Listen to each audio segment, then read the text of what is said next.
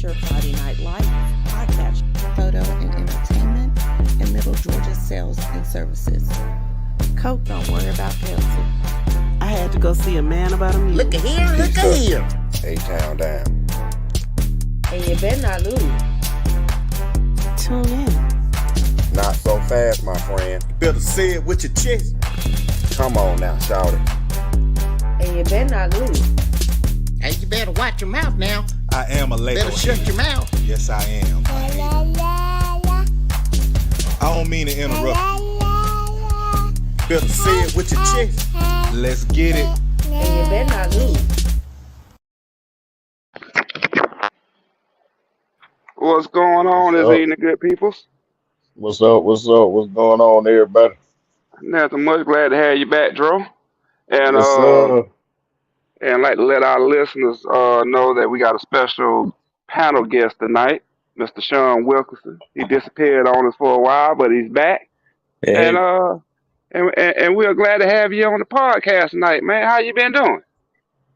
I've been doing good, man. Just staying busy. I had a list of things to do, so I had to dip off of social media for a good month, make sure I got all my stuff ready. So, hey, I'm cleared to go, ready to go. Looking forward to the conversation. All right, just so you know now, throughout the rest of the night, I'm going to call you the fat checker because you're going to keep me in check. You're going to keep us in check, all right? Hey. Because we know you the data man, the man with all the data. But, yeah, man, interesting weekend this past weekend in high school football, college, NFL. Hawks doing good so far. Yeah, the Hawks, they off to a good start or whatever, and we heading into the first round of the playoffs coming up soon. I know a lot of schools play their last regular season game this Friday. You know what I'm saying? And it's a lot of teams peaking right now. So now, things about to get real around here. Oh, for sure. It's win or go home after Friday. Ain't no more excuses. Dro, you know what? You won on this past weekend, so I definitely got to ask you this question. What did you think about that Chris County Thomasville game? Man, I'm going to be honest with you. I heard, well, not necessarily heard, I read where some Chris County fans were saying they were without a good number of starters. But the bottom line is Thomasville is playing good football right now. They have been for weeks now. You know what I'm saying? So I don't think it would have made a difference. And that's not taking a shot at Chris County. But Thomasville is on fire right now. You know what I'm saying? They're one of the dangerous teams heading into the postseason. Now, since we're talking about Chris, if Peach County beats Jackson this Friday, Peach County will have the number 1 seed, right? So it looks like they'll be drawing Crisp in the first round. So if they have those players back by the time the playoffs start, we may see a different Crisp County team than what we saw at Thomasville. Because Thomasville, they put a good beating on them, but you know how we do.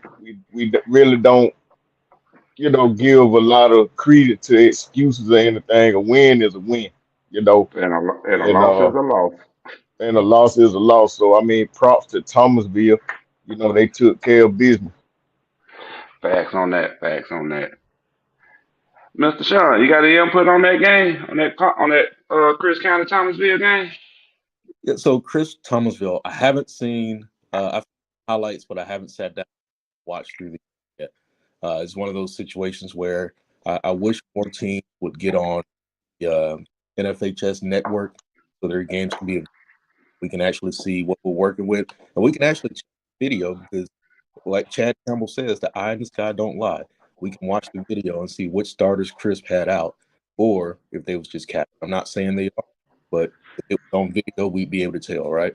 But just looking what I know and doing football math, looking at the scores, even if Crisp had all their players, 44 points is a lot, and Crisp didn't even score 44 total on Sumter, and I think some other team they played, they scored like maybe 30, 35 total. So them making up 44 points against Thomas, they would have had to have a lot more kids on their roster and carrying this year, making a difference. So I don't think it would have changed the outcome. It just would have been less embarrassing. Right. He said, Right. less embarrassing. That's funny. Well, I know one thing for sure. When it comes to Career County, they got exactly what we said they were going to do. Fight for that cookie and get that cookie. So they got that cookie in fourth place. So it is what it is on now. What time is it? 7:09. But just to echo what Pedro was saying, Peach gets Crisp as a 4 seed, assuming we beat Jackson, and I think we will. But an entirely different team will show up if they were missing players on the 11th than what showed up against Thomasville. And about Crisp County is their county population is big, smaller than Peach, smaller than it's about the size of like Appling or Pierce, about 20,000 people. But they keep a steady flow of athletes coming through that school system, and it's just a matter of them matching up the right coach with. So from that perspective, you're going to get a tough game against Crisp year in, year out, whether they're 1-9 or 9-1. You're going to get a tough game with Crisp, but it's the coaching and the organization that really sets the difference for them every year. But I expect dogfight in the first round much tougher than a lot of other one seeds are going to have.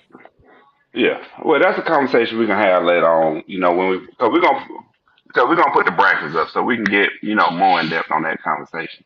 And you did hit on something great when you said coaching to match the personnel, which is something that needs to be discussed. But like I said, we're gonna look at the bracket at the brackets how they stand walking into week 12. As long as everybody understands and remembers this for entertainment purposes, nothing is final because there's still a lot of key games that needs to be played this weekend. That's right.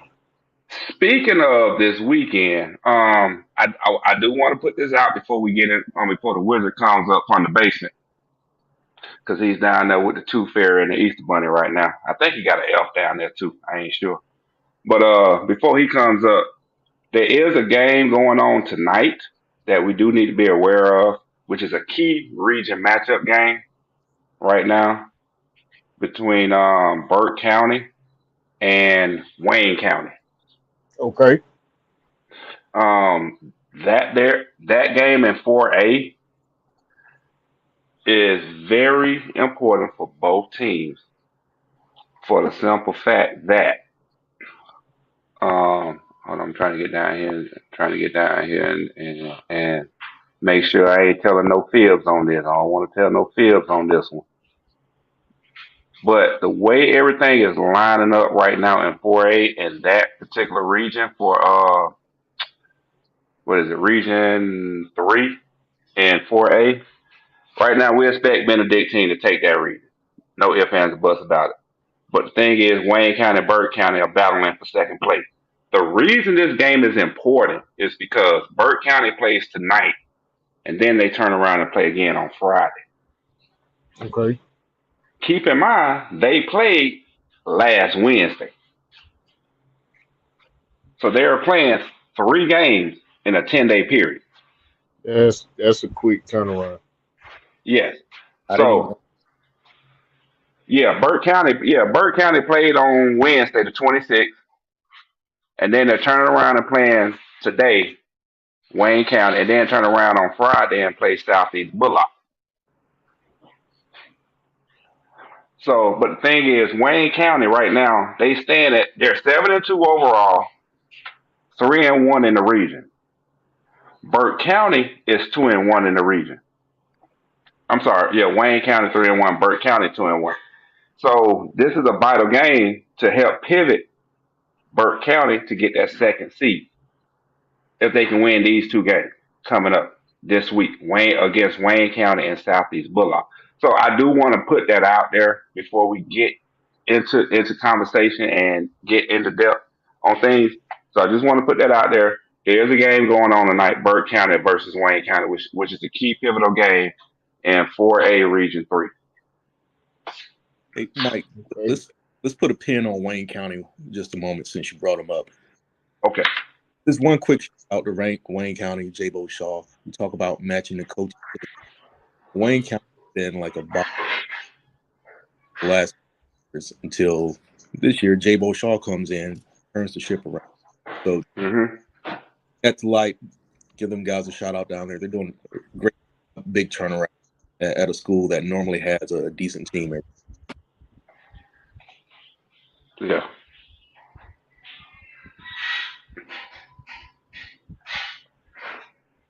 Let me before we get started with more on team, let me give a shout out right quick to Robert and Jeremy, Elmo and Danny. What's going on, everybody? Thank y'all Oh, for tuning in. you know what, Danny, stay on because I got a special announcement for you. Or shall I say, the wizard got a special announcement for you when he come up from the dungeon. Oh, come up from the basement. I think I heard the door close from the basement. But real fast, just to elaborate on what you were saying, Sean, about Wayne County. Wayne County went 0-9 last year, 3-8 in 2020 under the previous coach, Mr. Ken Cribb. J-Bo Sheldon came in and he changed. It's looking like on paper he's changed the culture down there in Wayne County. The question is, can Wayne County get the job done tonight, though? That's the question. So they're going to be playing against a Burke team, and Burke actually reminds me a lot of Crisp County. It's not a high populated county, but one thing you can be sure of is that Coach Eric Parker is going to have cabinets full of athletes that he just pull off the shelf. So Burke County, they're going to be well coached. They're going to come in. They're going to be hard nosed. You're looking at the Augusta version of Crisp County, coming in for 4A to play Wayne County.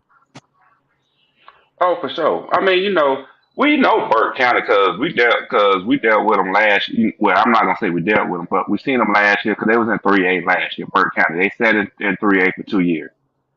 The first year in 3A they went 3-6, and then the second and lost to Pierce County in the first round of the playoff. And then last year they went to the quarterfinals and lost to Carl. So Burke County's been making improvements over the years.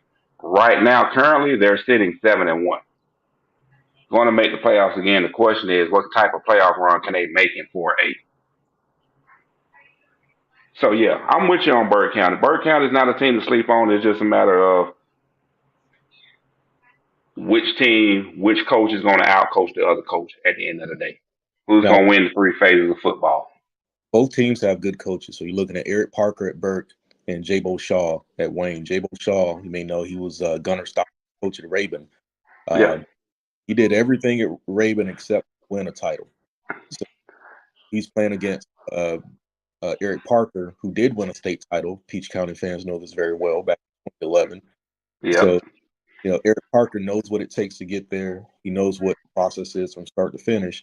Just a matter of get it up. Yeah. Now, I will say this on Eric Parker.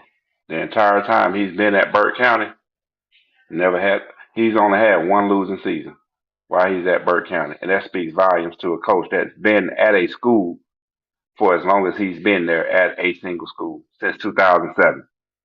So we pushing 15 years and only one losing season in 15 years. It speaks volumes on the man's character and what he's doing up there at that school. I totally agree with you, Sean. Hey, Mr. EP, can we take a quick commercial break? Because I think the wizard is up here tugging on my shirt and everything, trying to like, man, let me get this. Tune in. Yo, checking in one time for your mind. Every Stay Monday, tuned for your Friday Wednesday, night lights. Friday Monday, night. Wednesday night.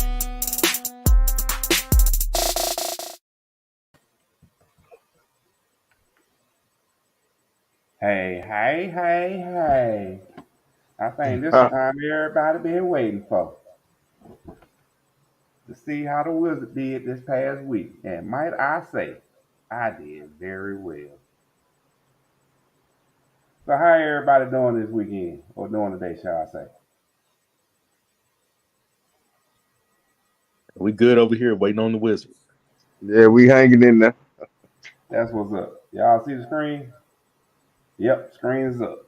So we're going to go through and see how the Wizard did this past week in his predictions. We're going to start off in single A D2. Like I said, number 1, Bowden was off this past week. Number 2, Clinch County. Well, I understand how you lost to Carlton, but it is what it is. I thought you was gonna win that game. I had faith in you, but you ended up losing Carlton, so you kind of messed me up there. Johnson County handled business number 4 early. We expected you to lose to Irvin County, so that's no surprise there. Number 5, Sly. We expected you handled business. Number 7, McIntosh handled business. Number 8, Manchester handled business. Number 9, Emmanuel County Institute. I just knew y'all guys was gonna handle business against Jenkins, but I expected it to be a close game. But hey, Jenkins pulled it out and upset you. That's why you had to drop out the top 10 going into week 12. And Lincoln County handled business against Warren County. So overall, in single A D2, I went 6-3. Y'all got any feedback, or you want me to keep moving? I'm kind of surprised about that early kind of Irwin score. I figured that game probably would have been a little closer than that. But I mean, Irwin County is a good program, and early, you know, they've been playing pretty good this year, and I felt like they would have kept that game a little closer, but it didn't work out like that. Yeah. Maybe they'll see each other in the playoffs again. We'll see. Different divisions, so they won't see each other. Wait, hold on, Irvin County. Yeah, different Go over divisions, there. so they won't. Yeah, so they won't see each Oh, other. wait. So early, which one? I thought they both were in Class A. Yeah, they are, but you got to remember, Class A got 2 divisions though. Early's Oh, in that's right. Division 2, and Irwin's in Division 1. So that's Okay. yeah. So that's All how right. that goes though. All right, take a look. Moving on to single A D1, Division 1. Everybody in Division 1 handled business as expected, and as expected, I went 8-0, 8-0 this past week. No surprises there. Had a few games that were closer than I thought they would be, but for the most part, though, everything played out the way I saw it. Prince Ave over Jasper, Swainsburg over Bleckley, Raven over Commerce, Irwin over Early, Brooks over Bacon, Elbert over Athens Christian, St. Francis over Mount Pisgah Christian, and Whitefield Academy over Mount Vernon. Which that game there threw me for a loop. I didn't see that. I did not see that game being that close. Real quick, Mr. Wizard. Yes, sir. I'm thinking about that Swainsboro Blakely. I think Blakely had dropped a couple of games where in the beginning of the season they were showing to be real strong. You thought they would be competing for that region. Yeah. But I think Swainsboro have it pretty much in control now. Yeah, Blakely looked good. Early in the season they looked very strong. Like they was gonna do some things, but as the season went on, I don't, injuries. I guess you could say competition, matching up personnel matchups did not play into their favor as the season went on and they got into region play. All right, let's keep on moving down to 2A. 2A, everything went as predicted, as planned. Went 10-0 overall. Fitzgerald over Cook, South Atlanta over Washington, Appleton over Tapner, Thomason over Glen Hills, Callaway over McNair, Pierce over Vidalia, Rockmart over Fannin County, Worth County over Sumter, Elka way over Towers, and Cook falling to Fitzgerald, which was expected. All right. I got a couple of questions. One, how serious is Appleton County? I mean, they've been playing good this year. They even have what I consider now to be a quality win because one of Wayne County's losses is to Appleton County. So how good is this Appleton County program? Are they a legitimate threat for a state championship in 2A? And Worth County too. How serious are the Rams? Yeah. For Appleton County is going to be as good as that quarterback and running back would carry them. And I don't care how you want to spin it. they need that quarterback. They got to do a threat quarterback that help them, that basically beat Pierce County by himself, running and throwing. But are they gonna wet the bed like Jessica always say?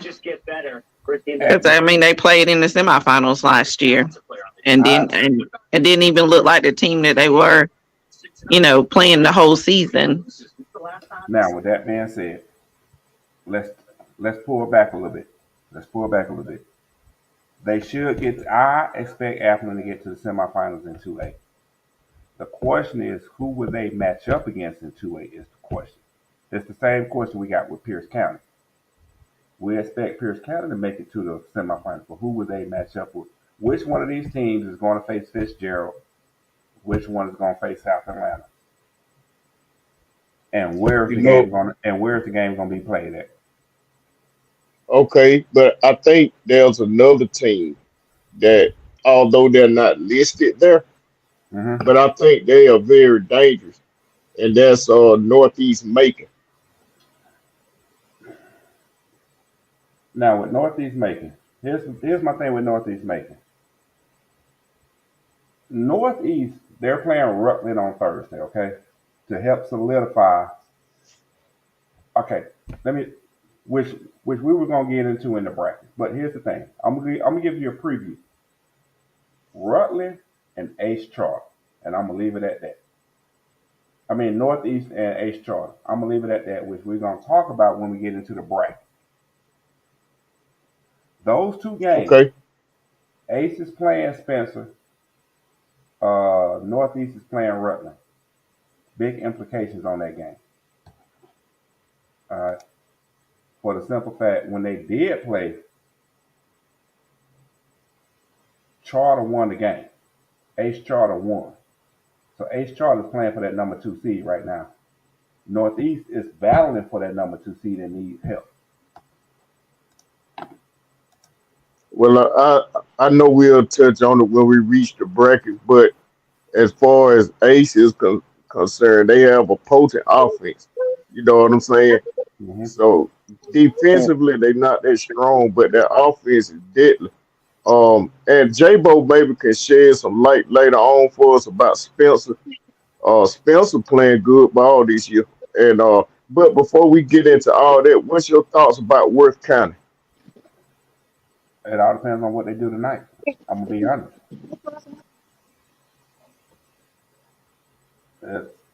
Worth is a sleeper team. Even though they lost to Fitzgerald, and then who else they lost to Cook, I still think they'll do well in the playoffs. My thing with Worth is when you dig into the numbers at Worth. All right, one, they're in the region with Fitzgerald, so that hurts them, and that's who they lost to. That's their only loss on the season is to Fitzgerald. As a number 2 seed, it all depends on that second round. Who are they set to face in that second round and travel to? Because they should be traveling that second round, and it all depends on who they're going to travel to help dictate their playoff run. And I'm going to leave it at that until we get into the playoff brackets as they stand now entering week 12. Now, this 2A is always interesting because it's generally dominated by teams outside of the Metro Atlanta area. So when you're talking 2A, you focus on South Georgia, you focus on North Georgia, you got West Georgia, a lot of well. And now we have Elka, which technically I guess Elka could be considered Metro Atlanta. It's down in Hoover County in McDonough. But this is their first year in 2A. So when I look at 2A, there's two teams that I keep my eye on. And that's because since 2012, we have seen the rise of Cedar Grove in 3A. So not to get too contentious, but we know what the advantages are in having schools in heavily densely populated areas. So the schools I look at in 2A are Columbia out of region 6 or region 5, and then there's South Atlanta, which is in the other region. It's 5 or 6. I don't remember which ones. Now, South Atlanta's in 6 and Columbia's in 5. Yeah, so in Columbia, if you look back who was their coach several years ago. It was Mike. You probably know Ray Bonner. He was the coach at Columbia for a while. Yeah, because he coached City Grove. Exactly. So he was the coach before Jimmy Smith. So you look at Columbia, they got a chance to really do big things in 2A, and South Atlanta, and they have the all-star running back. They went to the quarters last year, and they're undefeated this year. So those are my two sleeper teams for Class 2A, and not to mention Columbia went down and beat earlier this year in 7A. Yeah, we had our hopes out for Columbia at the beginning of the season, and then in my opinion, reality set in once they got into, I ain't gonna say region play, but after that Camden County game, reality set in for them. But we ain't gonna get into all that right now. We're gonna keep it moving. We're gonna hold on. I went too far.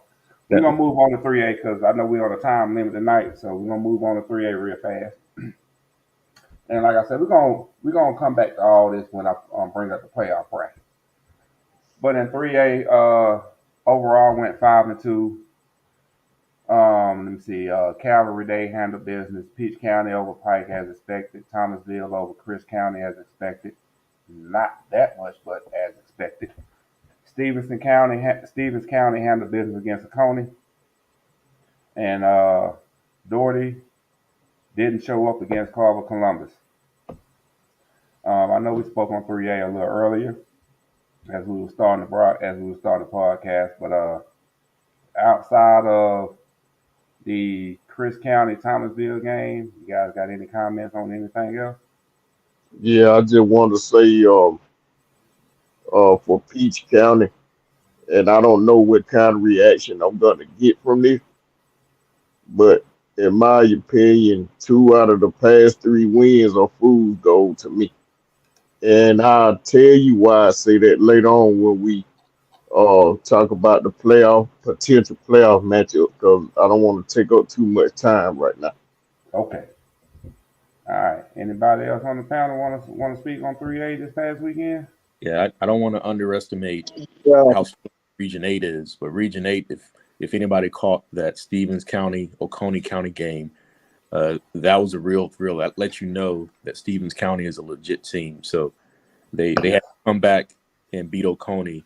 Oconee stopped them on the goal line at the end of the game. They got the ball back and went down and scored again. So, yeah, Stevens County is not to be underestimated. They're going to be in that lower. That's the number 1 seed out of Region 8. They'll be in that lower right bracket, and we'll get to that. But yeah, definitely keep your eye on Region 8. A lot of strong teams. Yeah, totally. And go ahead. Just real quick, I know we got to move on. Dro, we'll get together on your comment. You know, I got to say something about that. And Sean, yeah, man, I actually picked Stevens to win that region beginning of the season. So they are playing some good ball in that Region 8. Any one of those 4 teams that make the playoffs, you can see being a quarterfinalist. So big ups 3A, man. I always thought best football is played in 3A in the state of Georgia. Yeah, I just want to reiterate what Sean was saying. That I actually watched the game myself, as you did, Sean. Stevens County got inside the 5-yard line, could not score. Oconee grabbed the ball, got to moving the ball, and if I'm not mistaken, it was a turnover on how Stevens County got the ball back and went down and scored in the closing minutes of the game and held Oconee. Great game. Stevens showed great character in that game this past Friday. All right, but overall in 3A went 5-2. Let me click over here. Make sure I don't lose myself. Okay, I'm sorry. I was reading a comment or two. All right, let's move on down to 4A.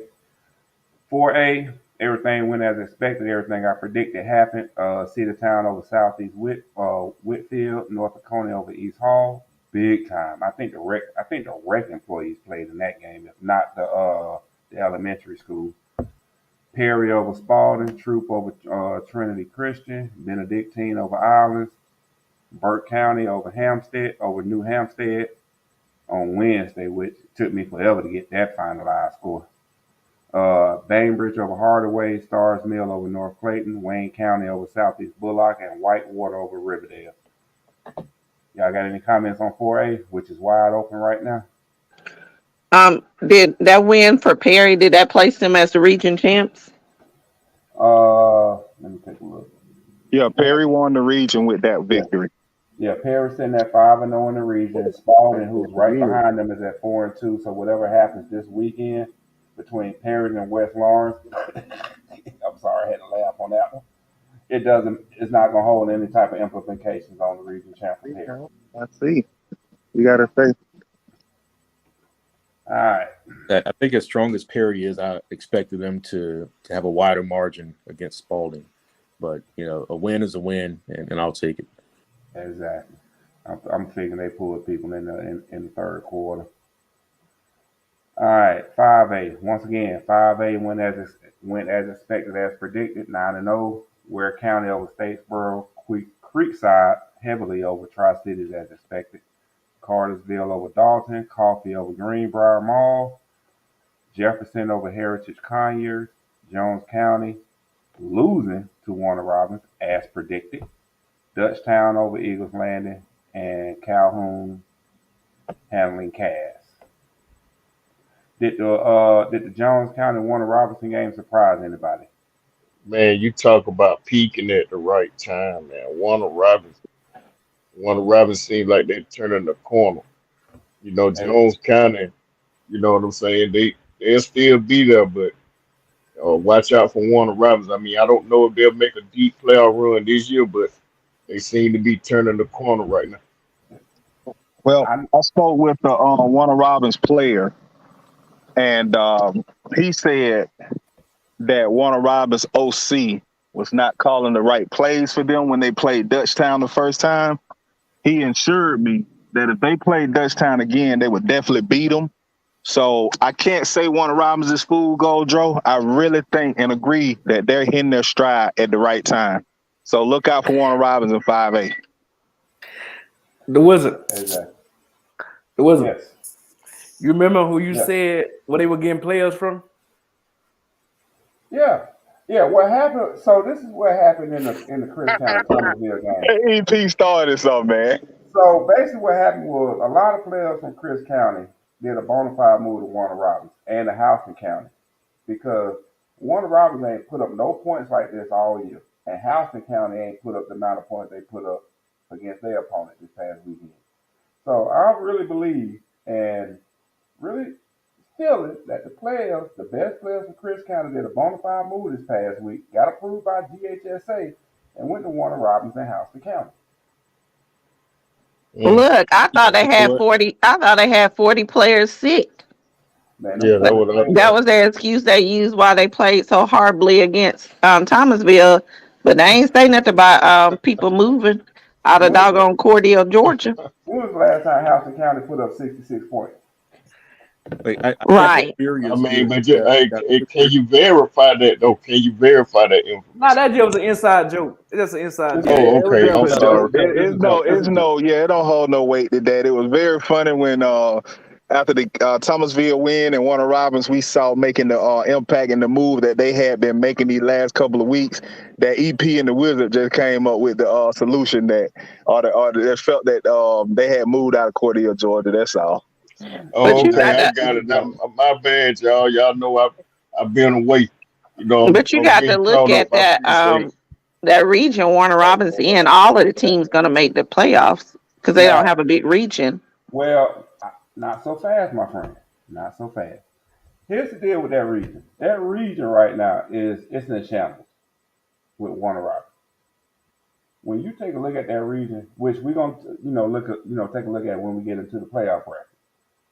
But that region right now, it's in shambles. The only team, actually, we can't even say the only team. There is no team that can outright win it, right? That has an outright advantage on it right now. Because everybody got to play these games this weekend and win.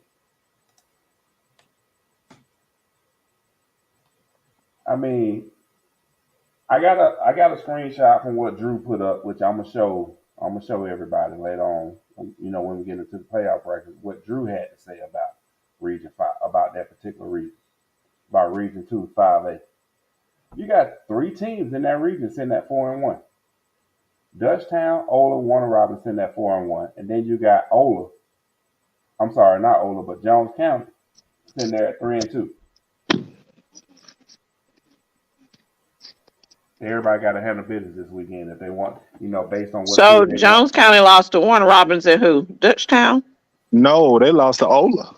And they Ola. beat Dutchtown. Yeah, they lost to Ola, beat Dutchtown, lost to Warner Robins. So right now, in my mind, Jones County is going in with the 4 seed, but that's a discussion for later, though. We don't want to get it. I don't want to get ahead of ourselves. I like Ola for the 4th, but I know what you said, so we'll talk about that later. Okay, so let's move on to 6A real fast. 6A went 9-0. Everything went as expected. Hughes over South Paulding. Thomas County Central handled business against Lee County. Woodward Academy over Monday's Mill, which was a game that I did not expect to be that close. Gainesville over North Forsyth, which was a great game. If y'all didn't catch that on GPB, that was a great game. Rome over Creekview, Marist over St. Pius, which was a good game. Brunswick over Evans, and Houston County over Tift County. Okay. Now here's my question. Okay. Is Lee County, is Thomas County Central that good, or is Lee County still in shock because of how they lost to Northside, Warner Robins? Combination of both. I don't, because if you watch that Thomas County game, they were leading like pretty decently. It was like maybe 14-0 if I remember correctly. So Lee County came out ready to play. They were excited. They were motivated. And they were winning. Good where you got me. How to get going, but once they got going, Lee County couldn't stop them. Well, Lee County is still dealing with the quarterback change in mid-season that they had. So, I mean, I think that's probably the gist of, trying to get this rhythm going with this new quarterback as well. That's part of the problem with Lee County right now. Well, don't get me wrong. Don't get me wrong. I'm glad to see them, catch the air here and there, but it just, that was something that stood out to me. Are they still having a hangover from how they lost to Northside? You would think they wouldn't know, and try to lose 2 in a row. You like Lee County done lost 2 in a row? Yeah, exactly. Lee County's going to bounce back this week against Tip. And that's going to give them... yeah, that's a given. Yeah. But the thing is, it's going to give them momentum going into the playoffs. Whether they go in, regardless of what seed they go in as, whether it's a 4 seed or a 3 seed, it's going to give them momentum going into the playoffs. And they're usually one of the teams in 6A that you see deep in the playoffs anyway. So the issue is they're going to have to handle business that first round for sure. I mean, not the first round, but that second round.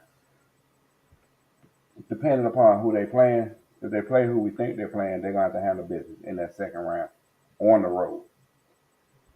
Because they got to travel this year. All right, where we at? 7A. Once again, went 10-0 in 7A.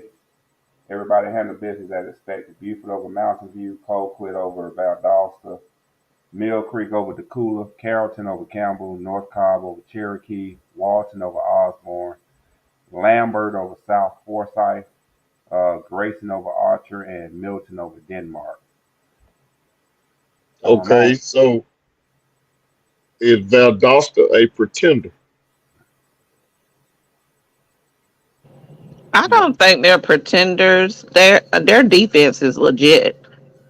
I think that Colquitt just outcoached them, and I think that Colquitt had too many weapons offensively that they weren't able to contain. But their front line, their defensive front line is legit. Whenever you look, they'll do good in the playoffs. So I always look at the coach, and it's going to take the personality of the coach. So this is Coach Felton's second head coaching job. You look at his teams at Crisp, they were built entirely on defense. That Crisp defense, if you go back, you can watch some old huddle tapes. You can go back on the network and look at games they played. They had monsters on defense, and I'm sure Valdosta is much the same way. I think they were leading the state in points per game, I believe, before this past Friday. But the one weakness has always been the offense. The offense, it doesn't produce. It's archaic. You see people on the CBS Sports Forum comparing the Valdosta offense to a middle school offense, to the Rick Tumberland days from about 20 years ago. Shout out to Rick Tumberland, one of the best coaches in Georgia history. But you know, that power I, that power veer, a very limited and sometimes ineffective passing game, and that's where I think Valdosta was at. You know, they got to get the right guy in there to be offensive coordinator and match their talent to the system to make sure that they can compete. Because in 7A, you know, this isn't 1990s Georgia high school football where you're playing teams lining up with 3 tight ends and pounding you. You got to be able to score points. And if Valdosta can't score points, their defense is going to wear out. And I think we saw that against Copley. Quarterback play is going to hurt. Exactly. All right, because we already know to get past the second round in any classification in a playoff game for 3A and above, you got to have above average quarterback play. From 3A and above, you got to have that above average quarterback play to make it beyond that second round. All right. So for the week, the Wizards went 67-5 for a 93 percentile on the season, 592 to 127 for an 82 percentile on the season. Bull sugar. Whatever. You're just jealous. All right. So on the pick'ems, this is how the pick'ems went down for the week. The Wizards themselves went 7-3. Definitely want to say congratulations to Danny Jones for going 9 for 10 on the pick'ems this week and beating the Wizards. Congratulations, Danny Jones. Proud of you. Hope you. Congratulations, Rev. I know you're not gonna come back and do it again next week, so I ain't even worried about it. The only game that we did not talk about from the top 10 was Chamblee versus Decatur, which was a game that I had to dig for and find to get that 10th game up in here. But Decatur did pull it out against Chamblee in the closing minutes of the game, which actually turned out to be a good game. So Decatur won that game and won that region because they were battling for first place in that region. And then, like I said, the tiebreaker, how many points would Creekside score against Tri-Cities, wasn't required, so it's not being counted. All right. With that being said, here is the current leaderboard for the Pick'em on the season. We have Miss Shan Thomas in first place with 58. Honcho, i.e. Barry Van, with 56. Yo, Mr. Week, so he's still sitting at 53. Courtney McGee sitting at 49, and Danny Jones closed that gap a little bit and gained some good ground with 44. So he still got a chance to get in there to play for that $50. And then closing up the rear, you got J-Bo and Jeremy Williams at 35 and 31 respectively. Yeah, J-Bo and Jeremy need to add their points together to be competitive. I know, right? I'm right on your tail, Wizard. I'm right on your tail. I can taste my cigar. Hey, it don't matter what you do in the regular season. You got to you got to win the region. The top 4 teams win the region. I got you. And win in the playoffs. That's what it's all about. So once again, I just want to reiterate what's going on today or this week. I'm bringing this up because I can't put it on the. I'm predicting the score, but I can't put it on the pick'ems like I want to. Burke County playing Wayne County tonight, and then Burke County turns around and plays Southeast Bullock on Friday. So I just want everybody to know this is the Wizards' receipt for the Wayne County Burke County game. All right, that's going on tonight. That should have started already on the network. Why they playing tonight, Mike? Because it was a game that rescheduled from the storm. Okay, gotcha. So basically, Burke County is playing 3 games in 10 days because they played last week. They played Friday. They playing today, and then they got to play again on Friday. No, I think they played Wednesday. playing today, and then turn around and playing again on Friday. Oh, wow. So I just want to put my receipt out there on Burke County that I predict Burke County to beat Wayne County by 28 to 21. That's my prediction on the game tonight. So I definitely want to put that receipt out there. Okay, let me screenshot it. All right, go ahead. Let me know when you got it done so I can go back down to the basement to the Tooth Fairy and the Easter Bunny and that elf I got down there. It's done. It's done. All right, bet. On that note there, EP, do what you do. Hey, take us to a commercial break so I can get ready and so we can get ready to talk about these playoff brackets. Did EP go to sleep on us again? He cooking probably something, eating or cooking. You know what? I'm gonna take it. I'll take it to the commercial break.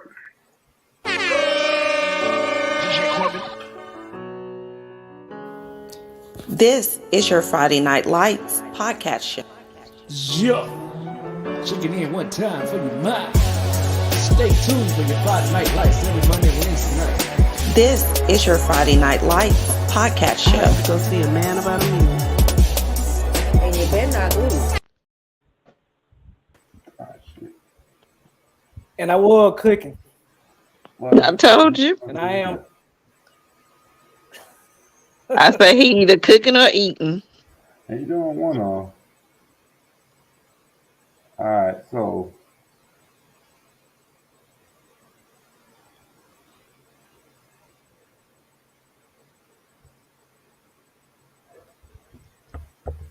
I forgot I had a failed computer. So with that being said, so the way we looking in, y'all see the screen? Yes, sir. All right, so you got the bracket up there, right? Y'all looking at that bracket? Yeah. Yeah. Okay, cool. All right, so this is single A D2. How the playoff bracket stands as of today, prior to, or should I say, entering week 12.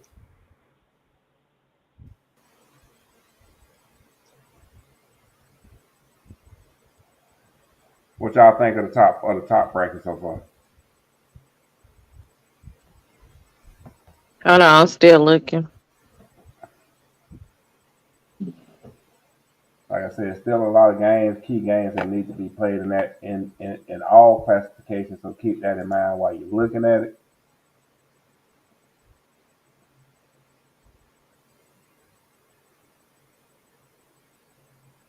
All right, let me know when y'all ready for me to scroll down to the bottom. We ready?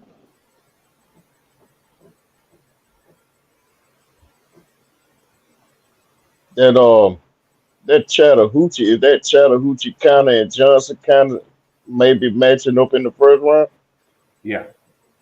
Yeah, that one stick out to me. That should be a good one. I'm just mad Lincoln County get a bye.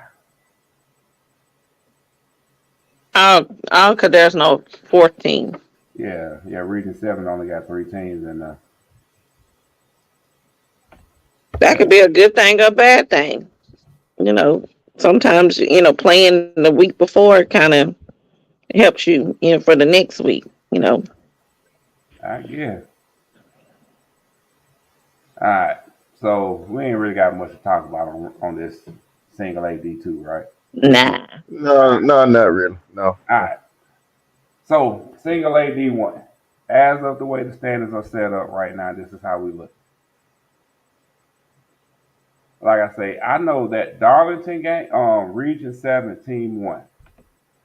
I'm looking forward to the matchup this weekend between Darlington and Treon.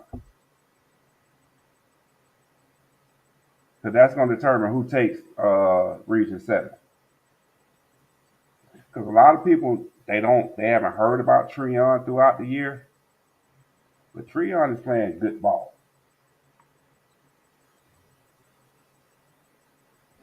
Irving County are going to kill East Lawrence. Oh, yeah. I wouldn't even want to buy no ticket to that game. Yeah, no, right? All right, so y'all ready to scroll down to the bottom of the bracket? Yeah, Yeah, 'cause I see that Blakely County and that Brooks. Oh, I I know. see Crawford and Scriven possibly matching up. Yeah. Okay, Crawford County, I see you. Now, Yeah, in that And same, been a while yeah, since Crawford's been in the playoffs. I was about to look. exactly. yeah. Yeah. I mean, they And only look how got four. times have changed. Scriven County used to be in 3A, you know, and yeah, man, times have really changed. Yeah, I think Yeah, I know. won 3-8 state in either 2000 or I think it was 2000. Because Cartersville won Yeah, it. because they Not in- beat Peach County one year in the playoff. Yep. Sure did. Yeah, I know that. I'm looking forward to that Dublin Pelham game up here in this top right. That's what I'm looking forward Yeah, to. that should be a good one. Yeah. Let's slide down to the bottom half of the brackets real fast. Take your time, take a look at it. That Brooks County Blakely game. Blakely gonna play Brooks now. Yeah. Brooks ain't gonna have no cakewalk with them. Now, once again, Is that Swainsboro and Bacon County beating each other? yeah, Okay. blowout. I'm trying to think. Yeah, I don't see Irvin County losing to Bacon County, so Brooks is pretty much stuck in that number 2 seed. I mean, man, let's just be honest, man. Let's just be honest. I mean, I see some names here in single A and stuff like that, but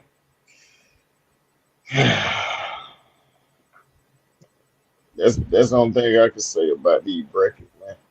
Okay. But Social Circle were playing one day. Didn't they give an upset game this season to somebody? And we weren't expecting. Yeah, they beat I'm trying to think, they beat no, was it no? Why I want to say Lamar County? No, was it Lamar County that threw everybody for a loop? So for the most part, Social Circle had been handling business, and then it was I don't know why I want to say it was Lamar County back in September. No, and then no, they lost to Commerce. That's what it was. They lost to Commerce when we thought they was gonna win. Okay. I think that's what it was. So they had been playing good ball all season, pretty much for the most part, until they got to Commerce. And Raven County is in 1A now. Yeah. Yep.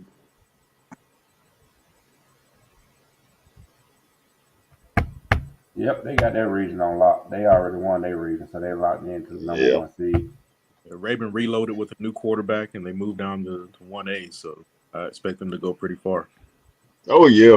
If they don't, I'll be surprised. I want to see Swainsboro and Metter meet and play. Depending on what Meta can do on the road. That's for sure. All right. So let me see. This is where everything starts getting interesting. Yeah, now we getting somewhere. Yeah. 2A. So Cook and Ace Charter. Washington County Appleton. See, look at these matchups. Washington and Callaway. You see these matchups? Now Fitzgerald would absolutely destroy Southwest.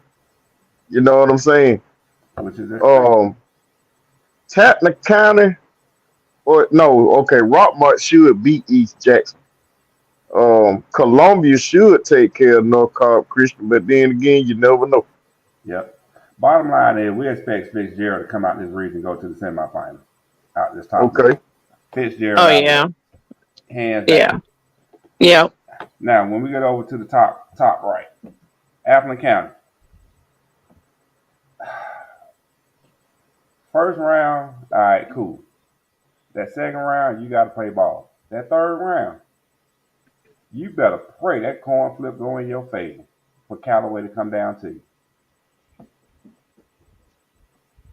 Even with that, I would still say Callaway would come out.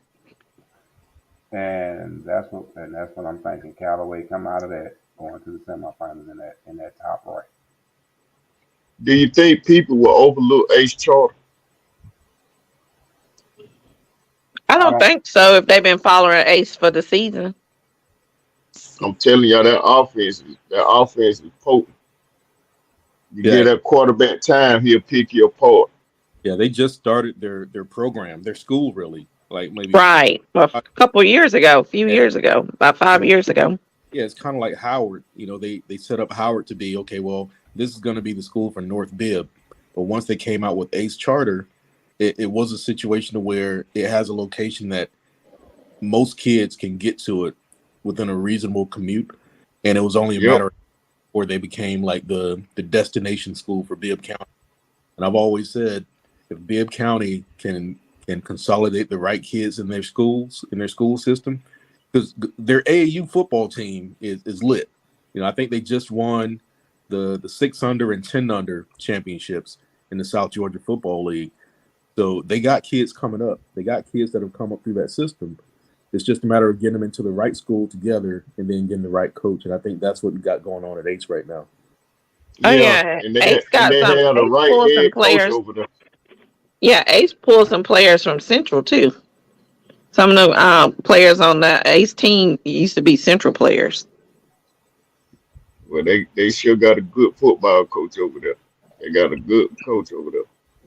Yeah, Ace Just, took some of Howard players. They took some of them private schools, Tatnall and all of them. So yep. big up, man. Ace is moving in the right direction, especially. Oh yeah. Now y'all look at the bottom part of this bracket. Northeast and Worth County hooking up in the first round. Vidalia and Thompson. You know what I'm saying? Look at these tough matchups in the first round. Yep. Mount Perrin and ESCA and Pierce County should beat on Lane. But then again, now who is that bottom team? I can't see it. Berrien is matching up with who? Spencer. Spencer. Spencer. Spencer Made been the playing Drew Bucket ball. says, yeah, they've been playing the Green Wave. Yeah, normally when you hear the nickname Green Wave, you can't who y'all playing this Friday? The Green Wave. Who? The Green Wave. See, Spencer was always known for that awesome marching band they had, and I think they were more of a basketball school, Yes, sir. Yes, sir. But they playing good football this year, like Shane said. So I wouldn't be surprised if they make it to the second round. But if I had to choose someone from that side, I think Elka would be my choice for that side. Well, if Spencer beat Yeah. Ace on this Friday, Spencer win that region. Mm-hmm. So that's pretty good, to win the state championship in basketball, and now your school has an opportunity in football to win the region champion. That's big. Oh yeah. So they got a big time game between Spencer and Ace Charter. Man, I seen the time Spencer used to get beat on by Brookstone and what that other school out of Columbus. Brookstone and somebody else. They used to pull Spencer by the face mask all over the field. Just beat on the ball, When Peach County was in that Columbus region, Spencer was always at the bottom with Hardaway. But Yep. Yeah. Hardaway. Pedro, you were mentioning the Green Wave nickname. Yeah. Maybe folks don't realize this, but Peach County came as a result. The Peach County Trojans came from the Henry Alexander Hunt High Tigers, merging with the Fort Valley Green Wave High School. That's right. Yeah, I remember Fort Valley had that nickname too. You know what I'm saying? I'm glad they didn't keep it. Because, think about it. Who y'all playing Friday? The Green Wave. The Green Who Wave. the heck is a Green Wave? That nickname strike fear in your heart. It Who sounds y'all like, playing Friday? sound like a foot disease. Go ahead, Sean. Yeah, I was saying Green Wave sounds like a foot disease. Some of you get that you have to cut your Yeah, that gangrene. Yeah. Now, that's a better nickname right there. Who y'all playing? The Spencer Gangrene. Now, It sound harder, that's more don't it? intimidating. It sound harder, Yeah. Drew. It sound harder. Y'all crazy. Yeah. What was D.F. Douglas' nickname? They used to wear the same color, didn't I think they was the Yellow Jackets or something, Hornets or something. I don't know. Make it Okay, Cameron have to chime in on that. yeah, that was better than Greenway. I take any nickname. No, Adam Smasher is worse. Greenway a little better than Alice. But we could go on. I'm just All right. holding up everything. All right. Let's move on to 3A. All right. We Okay. already expect the top right quarterfinal to be a matchup. No hands down. We already know what's going on in the top right. Doherty have fun in the first round, but you're going in the second round. But that depends though, because if their quarterback is not back and at 100%, Jackson could beat them now. Facts. I don't know about Doherty would have to be missing like 40-some players like Chris in order to get on him. That's my take on it. But either I think they're gone in the second round, even though we don't know a lot about Calvary Day in terms of, who have they really beaten.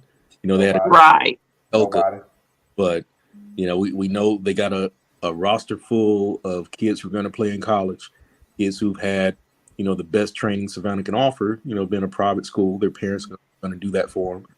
But we don't know how tough they are when it comes to playing playoff football in South Georgia. So we'll find out. Right. Especially in We're gonna find out, and I could definitely see a Thomasville Carver Atlanta quarterfinal matchup. I would love to see that. For sure. I don't know that I would take Dawson County over Monroe. Well, I wouldn't, and I don't know for certain that Carver would beat Monroe area the way they're playing. Now, granted, they're from that Athens area where there's more to do than play football. So how hard the kids are, how tough they are, could be a question.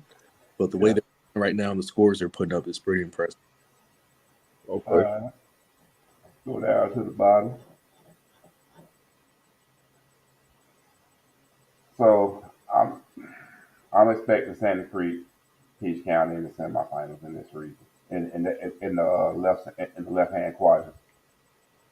You don't think Stevens?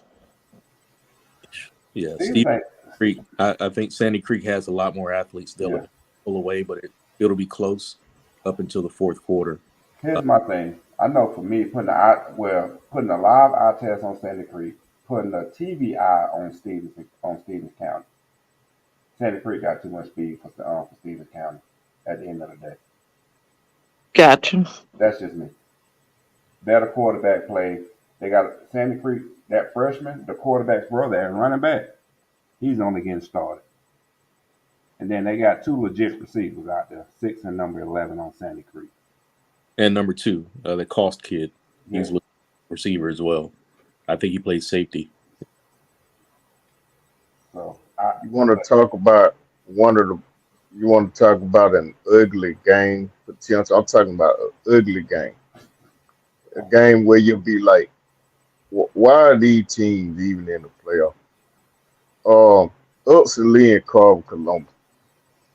I think Carver Columbus will destroy Upson Lee. You know what I'm saying? Have y'all really been impressed with either team this year? Well, Carver's been legit missing some players. They got a 3-star and a 4-star lineman that's been out most of the season. They just came back in the middle of region play. So I'll give them a pass on that. But their running game wasn't that impressive at the start of the year. It's looked a lot better, a lot more hard-nosed. Their defense has gotten better as the year's gone on as well. And I actually have them as one of my 4 team hitting their peak into the playoff. Okay. Now, before I get into my rant, should we discuss Peach County Chris potential matchup now or later? I don't want to hold up the show. Later, because I got a lot to say about that one. No, Lord. Well, go on and get it out. I'm just saying. Say it with your chest. Say it with your chest. You is not going to hit me and run out the region. I'm getting my leg back. Say it with your chest. Me in the first round. I'm getting my leg back. Get your leg back. I need to go fix me a drink anyway. Say what y'all need to say on that one. Hey, say it with your chest. Real quick before you go, though.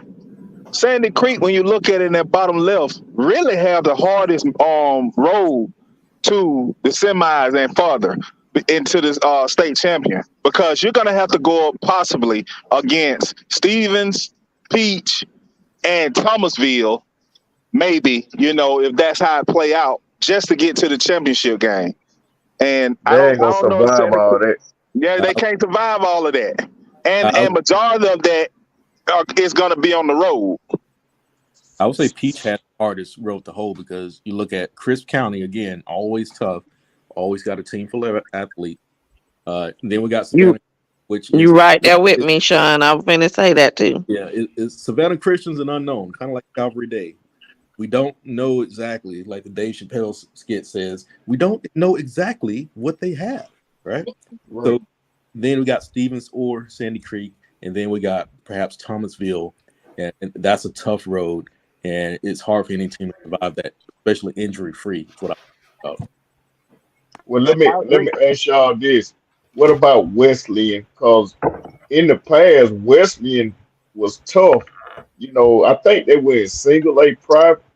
Wesleyan normally put a tough football team together. Do y'all know anything about them this year? I don't know anything about them.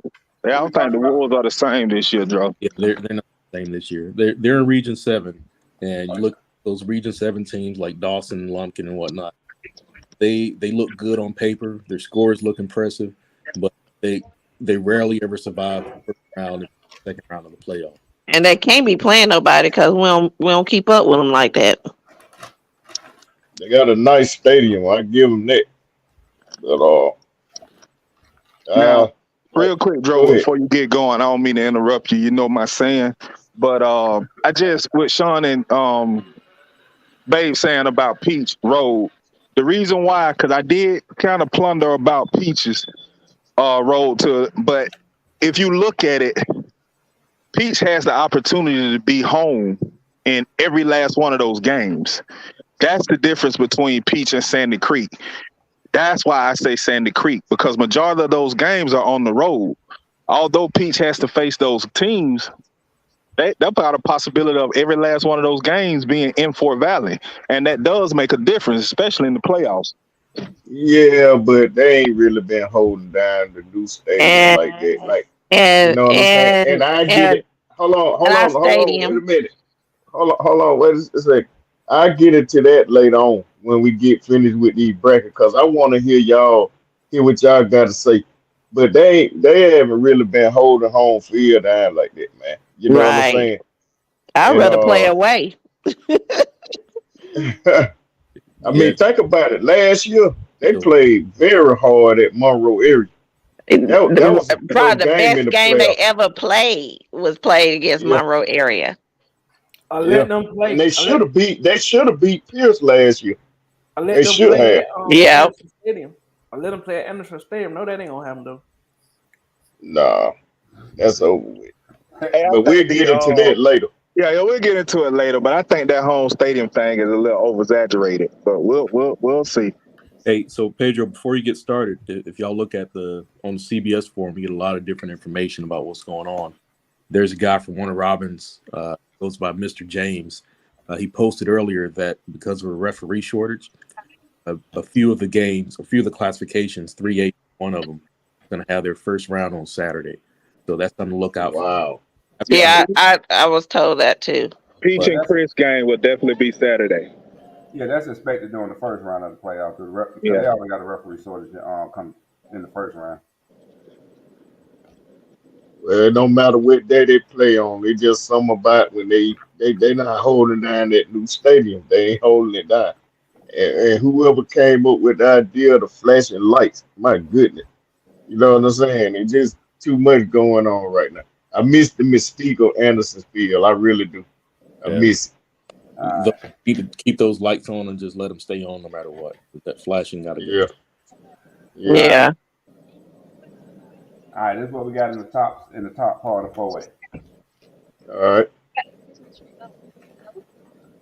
LaGrange and is Baldwin matching up with LaGrange or Baldwin matching up with Cairo? That's Burke. That's Burke County. Depending on, like I say, Burke County got 2 games to win out. As of right now, they're sitting at the 3rd seed. Depending on where you're looking at, Burke County could be anywhere sitting on the 1st. what is it, the first through third seed. So it all depends on which site you're looking at for Burke County. But for this purpose, we got Burke County sitting at team 3 right now. Yeah, I think that's where they're gonna land because I think Benedictine wrapped that region up. Wayne Bennett's 2, and Burke getting the 3. Well, now listen. Now Wayne County and Burke County playing right now. They're playing right now. Reiterate that. So what happens in that game is gonna dictate a lot. So that's why we got Burke County sitting at 3.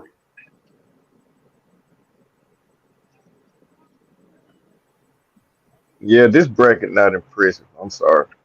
Well, that bottom left with Perry and North Oconee and possibly Wayne or Burke, I think that's gonna be the most competitive bracket.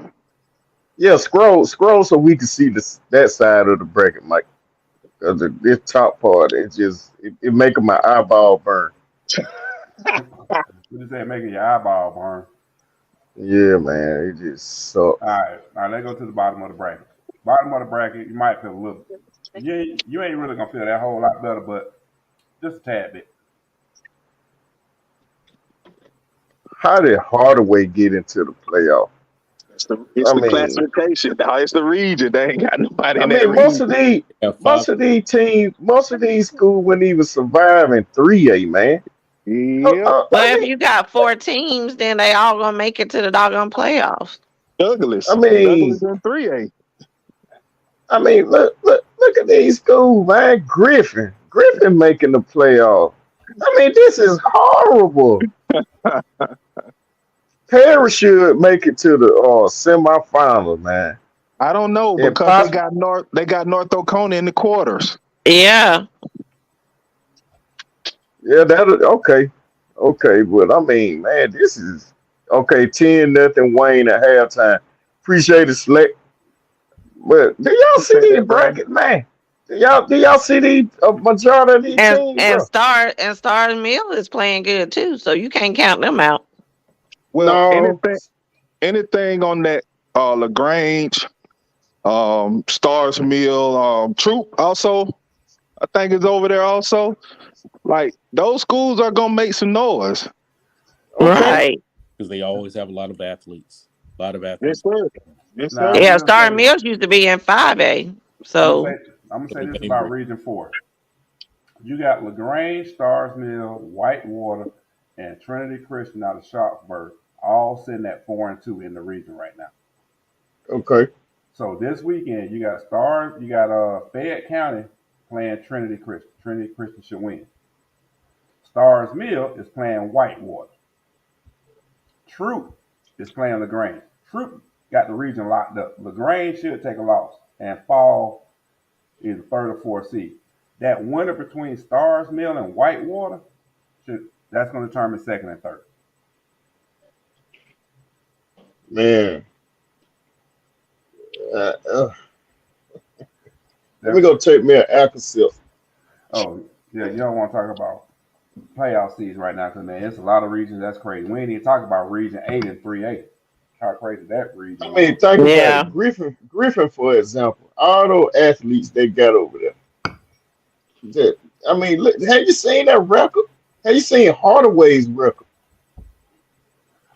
I mean, how did these teams get into the playoffs, man? Well, Griffin, I mean, that region with Perry, Griffin, Spalding, West Side, Howard, West Lawrence. Like, come on, man. You win 2 games in your region, beating up on, nothing teams you getting in. And Griffin problem has been an inner city thing. I think that's a lot that attacked the Macon area and starting to trickle down into some of Houston County and Peach County. Is these kids don't want to play football anymore. They want to be so-called thugs. And that's what Griffin issue is. You got the athletes, but they don't want to listen to coaching, and they rather be in the streets than on that football field. Yeah, and J-Bo Wilson, he mentioned Shaw out of Columbus. I mean, man, what's going on? I mean, it's crazy, man. I mean, go ahead, Mike. Joe, Crawford County finna make the playoffs. You know what Crawford County right that's what I'm saying. Listen, I'm going to give them a pass because, I mean, Crawford County been getting stepped on for years, man. I can give them a pass. I'm glad to see them, at least have a playoff game. Because Crawford kind of used to have a good program years ago. You know what I'm saying? And Mm-hmm. I give them a pass. But all Okay. these other schools, All right. There's a lot of schools going in with 2, 3 wins. Now Griffin sitting at 3-6 on the season, but they 3-2 in the region. Sitting in third place right now. All Griffin got to do is beat Baldwin.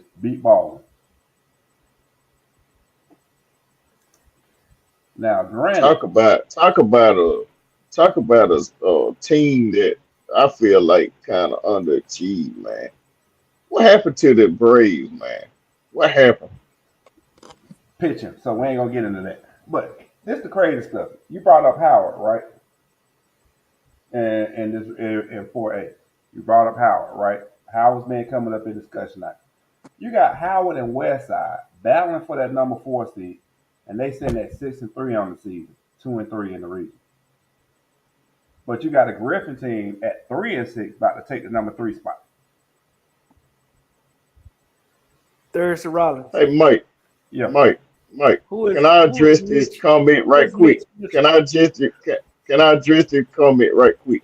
Yeah, go ahead. Go ahead, Hey, Mitch Mitchell. Let me listen. You must be new in the group, so let me go on here and fill you in.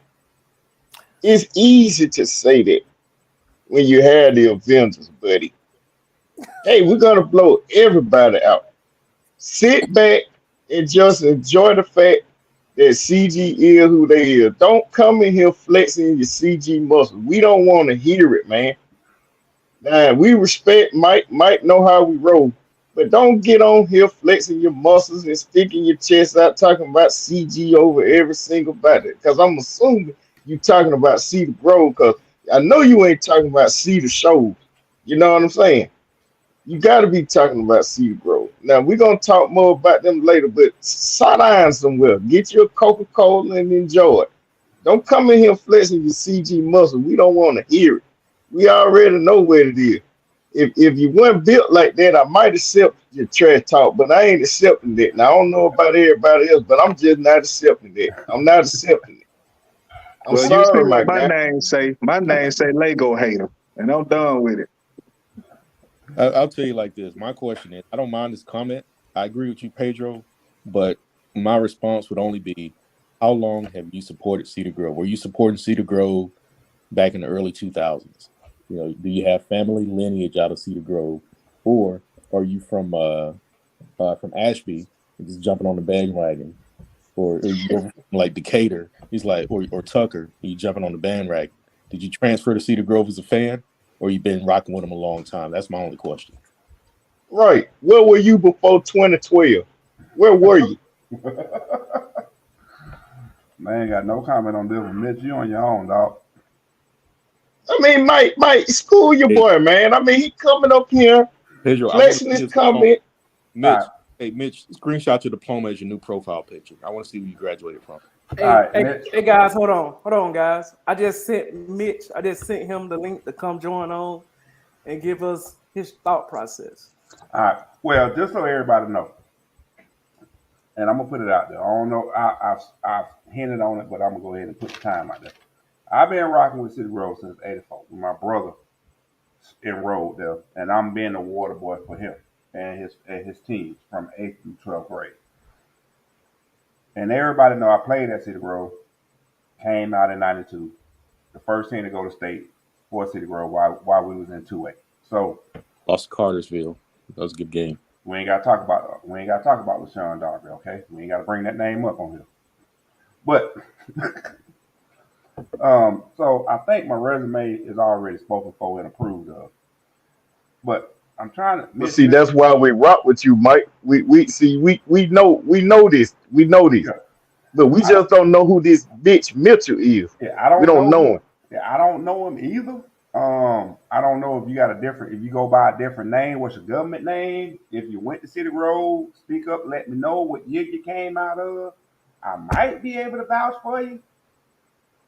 Because if you came out beyond 94, I probably don't know you. because I dipped out the state. But at least let me know what class you graduated from, Mitch, or who you know that, or if you got family there. I want him to tell us that how long he been riding with Cedar Grove. Because if he's a fair weather fan, I'm gonna kick him off the show. We're gonna get him out of here. We're gonna get him out of here. We're not having it now. You know, I consider all us family here, so y'all know how I feel about it. I don't care if kids transfer because you got to do what's best for you. But what I think is weird is when fans transfer. If you're a transfer fan, you got some explaining to do. Exactly. That's been my whole take on it all, Sean. I mean, you got to do what's best for your kid. Thirsty, he know. Like Dro said, we rock with him. You know, my thing is not Cedar Grove and what's going on. My thing is these fans that asking me to race them 20 yards and they got a 5-yard head start. You can't, you know, you're supposed to win. You're supposed to win, bro. You got a head start. So don't come poking your chest out if you beat me and you got a 5-yard head start. That don't make any sense to me. All right, now what we're not going to do is make this a Cedar Grove show. This ain't about Cedar Grove. No, let's move on. We didn't do that. Mitchell did. I know. I'm just saying, though, we ain't going to make this about Cedar Grove. We talking Georgia high school football tonight. So here's my question. Wait a minute now. Hold on. Do I detect a little heat up under the collar? Is that what I'm detecting? No, I'm trying to keep the show tell me I'm wrong. Tell me I'm wrong. No, we still got 3 more brackets to go through. Is the same thing you're going to see on Saturday when Georgia and Tennessee start playing. All those Georgia fans in North Georgia close to the Tennessee line who've been cheering for Georgia while they was hot, now they went and put on the orange because they think Tennessee's hot. And that's what we're talking about. So, it's not a Cedar Grove bashing at all. I got a lot of love for the Cedar Grove program. They're doing great things for those kids. And everybody needs mentorship, and that's what football is providing for all these guys. So, yeah, I'm all for it. But on the fan side, I think that's the conversation we can have when you're flipping around and you don't have that loyalty. You're just jumping on who's hot. So that's the point we're making here, Mike. But yeah, I think for sure. Get back to 5A. All right, for sure. Keep the show. Hey, and before we move on to 5A, now Milton, you've been sent the invitation. I'm gonna give you a warning right now. Do not keep us waiting. You better show up. Since you made that comment, you better show up. All right, we got the top half of the bracket up for 5A. Ware County coming out of the left quadrant to the semifinals. The right side of the quadrant. It's gonna be a nice little game between Warner Robins and Creekside. Yeah. I forgot Tucker was playing football. It's good to see them in the playoffs. Trust me. He ain't lying. Trust me, they made it by default. I mean, Tucker been dying ever since. Never mind, we ain't gonna get into that. But that east side, I like Creekside over Warner Robins. What you say, yo? I like Creekside over Warner Robins. You ain't the only one. Hey, does anybody think Jones County is going to give Ware County any problems? Nope.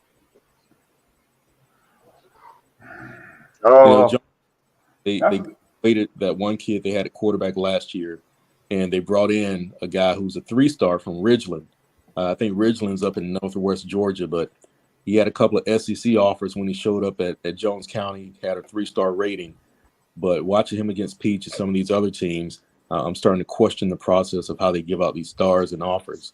But if he up one day and shows up, maybe they can give Ware County problems. But otherwise, if your point guard is struggling, the whole team's going to struggle. And the game is going to be at Ware County more than likely, right? Yeah. Yep. Jones County. I'm gonna put it like this: that's gonna be your best 1-4 matchup in the whole playoff. I don't know, man. I don't think they'll survive that going down there. I don't think so. Okay. It's just my opinion. So normally what you'll see out of Savannah is you're going to see all the kids who want to play football, they're going to consolidate one school. And Jenkins tends to be that school. So Warner Robins is going to show up. And if they just look at Jenkins' record, they'll say, okay, this might not be such a bad game, but when they show up on the field, they're gonna run into a lot of 6'3s, 250s who know how to run like a deer. So they got to have their hats ready on, buckled up, because I'm not saying they're dirty. I'm just saying they don't play fair. So, yeah, Robbins, they got to come to play against Jenkins. Okay.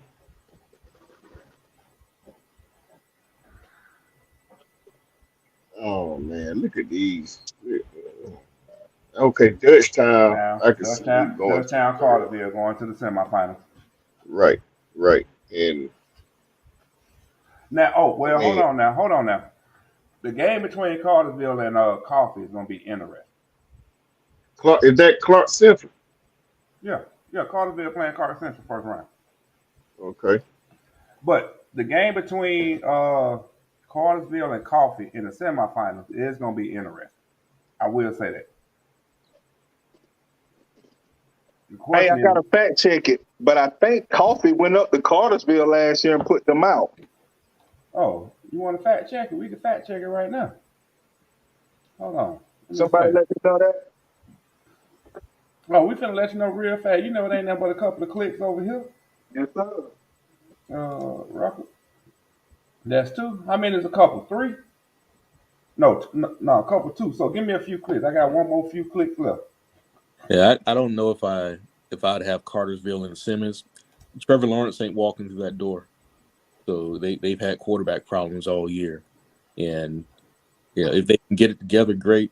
But they may even have trouble with some of the more athletic teams out of Mays or like Harris County if they make it.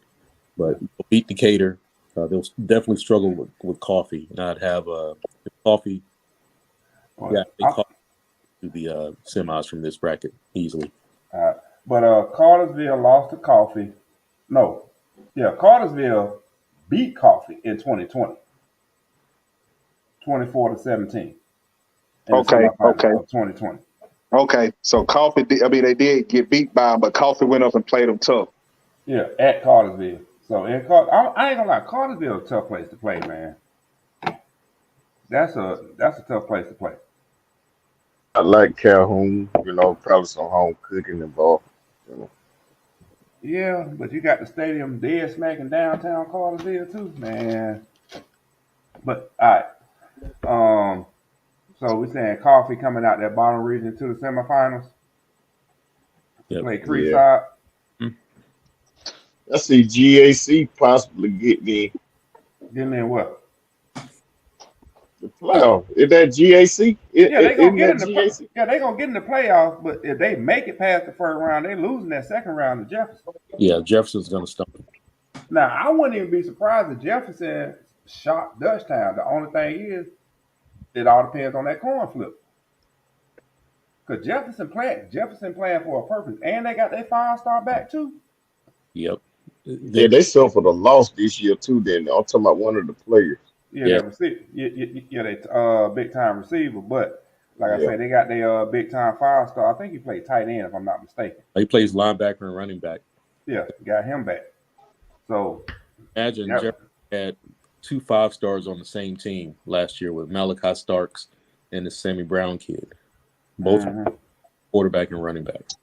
Yeah, Sammy Brown is back. He's back now from injury. I think he's going into his 3rd week coming back from injury. I think now. So yeah. Yep. So that bottom left could be interesting. It's going to be a good semifinal in that bottom left for sure. It just matter how that coin flip go.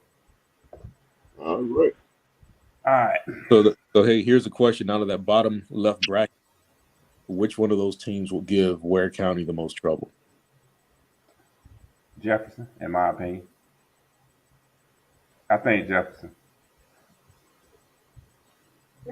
I think Jefferson's a more solid team and played better competition than Dutchtown. That's just me. Yeah, Jefferson is probably the only one I can see giving Ware a problem. Yeah, I mean Dutchtown did lose to didn't they lose to Warner Robins and Jones County? No, Jones County beat him, but Ronald Robbins lost to him. Oh, okay. Well, Jones County beat him. But there's still a chance that Ola can beat him. Man, Who? I don't see Ola beating him. I mean, Who? nobody would have saw Ola beating Jones County either. I ain't gonna lie, man. I think that was a fluke. They just caught Ola just caught Jones County at the right time on the right day. What's Ola's record? Ola said 6-3 overall, 4-1 in the region. It's a three-way tie. Oh, okay. All right, when you look at Region 2 5A, you got a three-way tie. Dutchtown, Ola, Warner Robinson at 4-1. Dutchtown is 8-1 overall. Ola is 6-3. Warner Robinson is 5-4 overall. And it looked like Warner Robin may be playing the best football right now.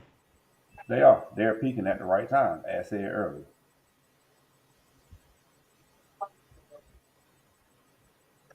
Here you go Mitch Mitchell again. He said Ola definitely can beat Dutchtown.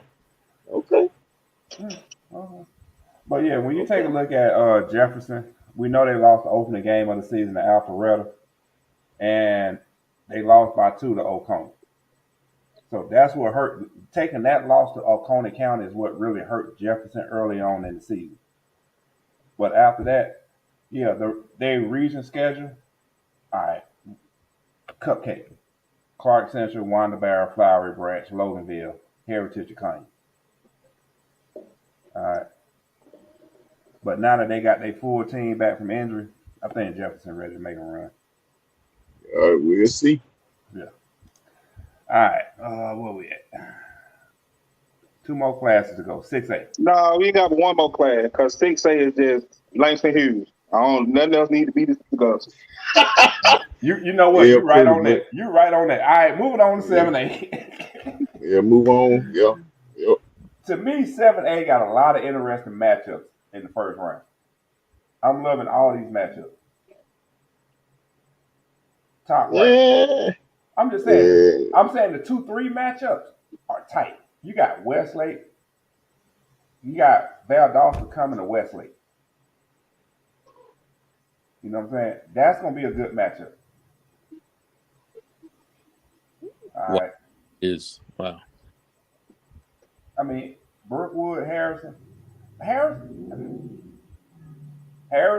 don't look good on paper, but it's still a good matchup though between Harrison and Brookwood. Wheeler. I'm not sold on Valdosta yet.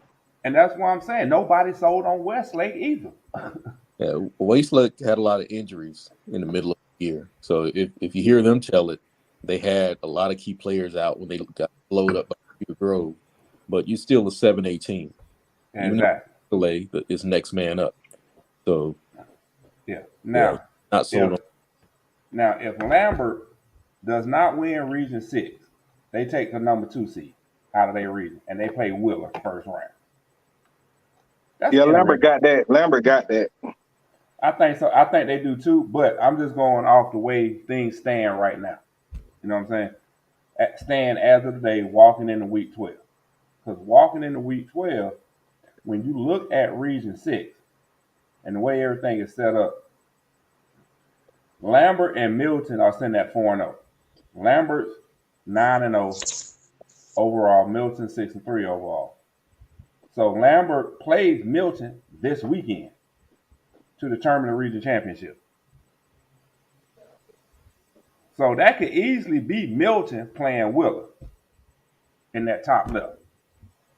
I tell you what, we're going to do it like this. To make it fun on you, we're going to do it like this.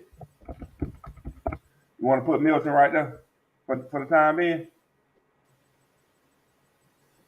And then we're going to come down here and we're going to take Milton out, right? And we're going to put Lambert down there in the bottom. So I don't care. That is still an interesting matchup between Milton and Wheeler. You might well get a bottom side to Buford. But I like a lot of the 2-3 matchups in that 7-8 bracket. Now, when you get down to the bottom, Buford to the semifinals. Nothing else but Buford. Not so fast, my friend. So you saying forget a Mill Creek and forget a Colquitt County? Is that what you're saying? Okay. No, I'm only talking about the bottom side. I ain't talking Okay. about the All top side. right, I'm bottom only left. talking Okay, about the bottom bottom. left, all Buford. No, I already told you my pick coming out that bottom left. Ooh. Ooh. And Sean, I think I put it in the comments, and you said something about it if Sean's still on. But you better watch them Carrollton Trojans, man. I mean, yeah, they'll be Yeah, tough. No they're doubt banging about up. it. I expect that to be on the be the quarterfinal. Buford and Carrollton. And I really think Carrollton upset Buford this year.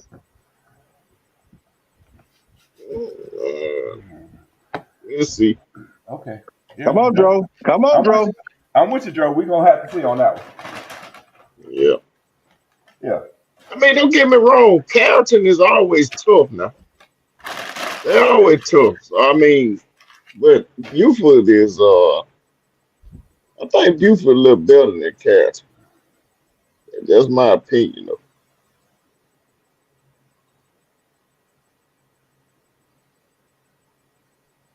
I put a receipt on that one. I stamped that one and receipted it. So y'all will see. Okay.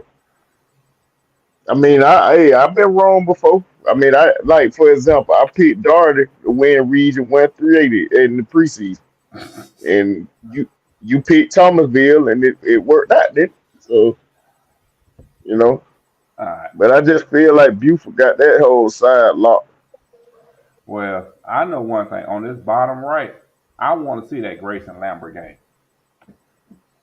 I want to see if Lambert is real. Ooh. I want to see how real is Lambert this year, because I don't care who you are, Lambert came out of nowhere this year. Nobody heard of Lambert. Who is Lambert? Where they from? Where they at? You know what I'm saying? I want to see Lambert play a good team in Grayson. Lambert's only been around since 2009. You know, last year, yeah, they made the playoffs last year. They got to the first round. They went 7-4, made it to the first round last year. Got put out by College Hill, got blowed out 56 to 13. So let's see if Lambert is real this year. First things first, handle business against Milton, secure the number 1 seed, and let us know you for real. And let's see how you do against Grayson in the quarterfinals. And who better to test than Grayson? Exactly. And they got and if I ain't mistaken, they got a kicker. I think they do. But that's the game I want to see. All right. So when we get to the top of the brackets, right?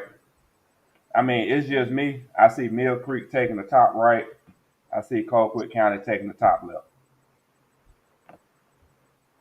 Okay. Yeah, I wouldn't mind seeing that matchup. You know, Colquitt and Mill Creek. Well, it's going to end up being Colquitt and probably Buford or Carrollton in the semifinal. But state championship game, I wouldn't mind seeing Colquitt Mill Creek. But I do think Mill Creek could take it to the state championship as long as the quarterback continues to play. You know, play his ball. Because the quarterback play did not show up against Buford.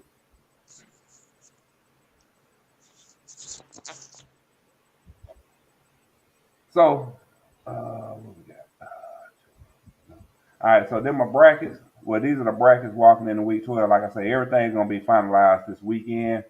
Come Saturday, everything will be finalized, and we're going to know what we're walking into come Monday morning.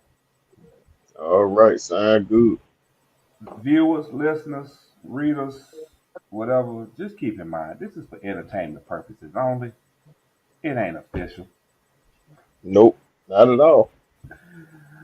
So we know all this gonna change come Friday. So some of it's gonna change on Thursday. So it is what it is. Just keep in mind, it's for entertainment purposes only. So, are we getting into the rank now, or what? Do what you got to do. Do what you need to do. You got 17 minutes. Get it in. All right, we got 17 minutes. Peach County, listen up. Peach County is on a 3-game winning streak. Okay.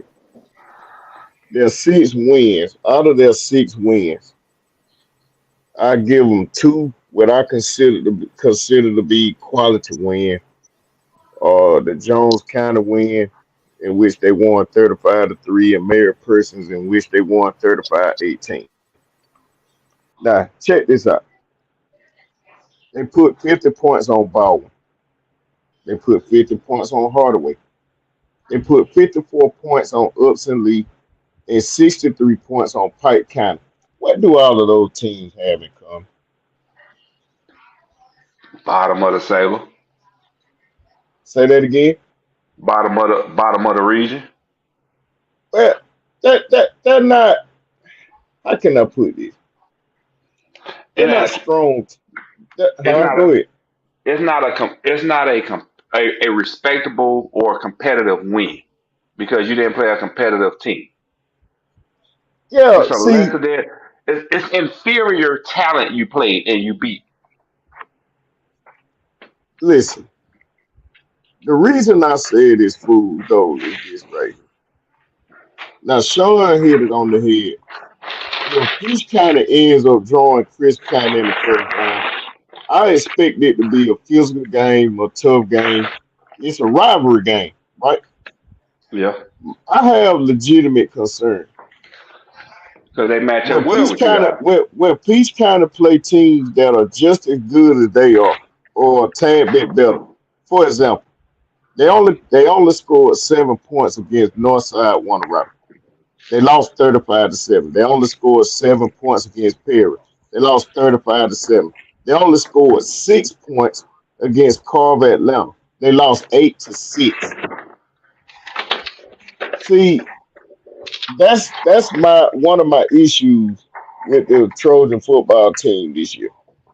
Because as you know, when you get into the playoffs, each round gets significantly harder, right?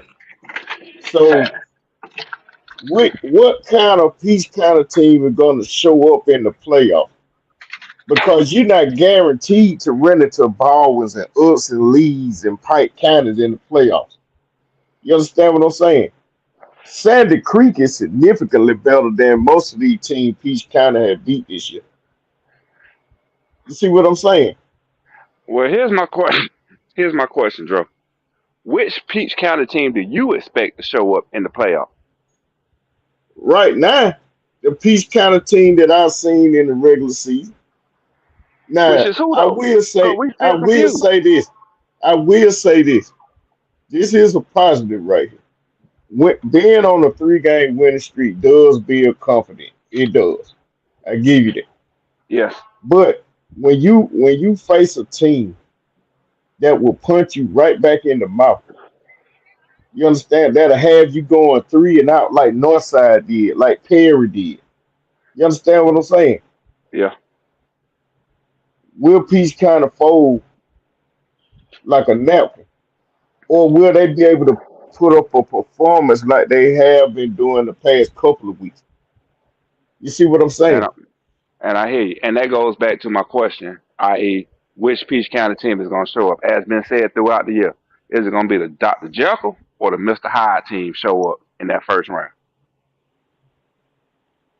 I You know, expect a physical game in that first round. I really do. But I'm not gonna say that Peach County will lay down in that game. I won't say that. You know no, what I'm saying? nobody That is game is saying that. gonna be physical. Yeah. And But that's expected because that's the type of ball y'all play. Y'all play physical ball down there, so that's what you expect. well, Mike, I'm just saying, man, I had legitimate concern because people will see the wins against Upson Lee and Pike County and be like, Peach County is back. Really? Or is Peach County back? We don't know that. Because Well, in my opinion, they haven't played anybody the past couple of weeks. Now, Upson Lee came in on a 4-game winning streak. I give them that. They came in on a 4-game winning streak after starting the season 0-4. They won their last 4 until they played Peach County. You know what I'm saying? hmm But in my estimation, in my opinion, and I know that you can only play who's on your schedule and who's in front of you. I'm aware of that. You know what I'm hmm saying? But against those good teams, that offense was terrible. It was stagnant. You know what I'm saying? It was a Yeah. lot of drop passes. It was a lot of plays, that just didn't make sense. You know what I'm saying? The defense, I give the defense some credit. The defense seemed to have made improvement, you know what I'm saying, the past month or so. But I don't know how explosive that offense will be against teams that can match Peach County. Y'all Well, get what I'm saying? well, from the outside looking in, the first question is this: who you gonna start at quarterback? That's the number one question for people looking at Peach County from the outside. Who you starting at quarterback? Because you've went several games throughout the season starting two different quarterbacks. Well, I Number two, mean, from what I've seen the past few weeks, they only been going with one quarterback. They haven't been playing a two quarterback system at least the past 3 or 4 weeks. Not that I've seen yeah, anyway. but go beyond that. You pull Sunshine got pulled for whatever reason. Sunshine got pulled. I forget the exact game. I want to say it was around week 4, week 5. Sunshine got pulled, and you started the youngster at Peach County.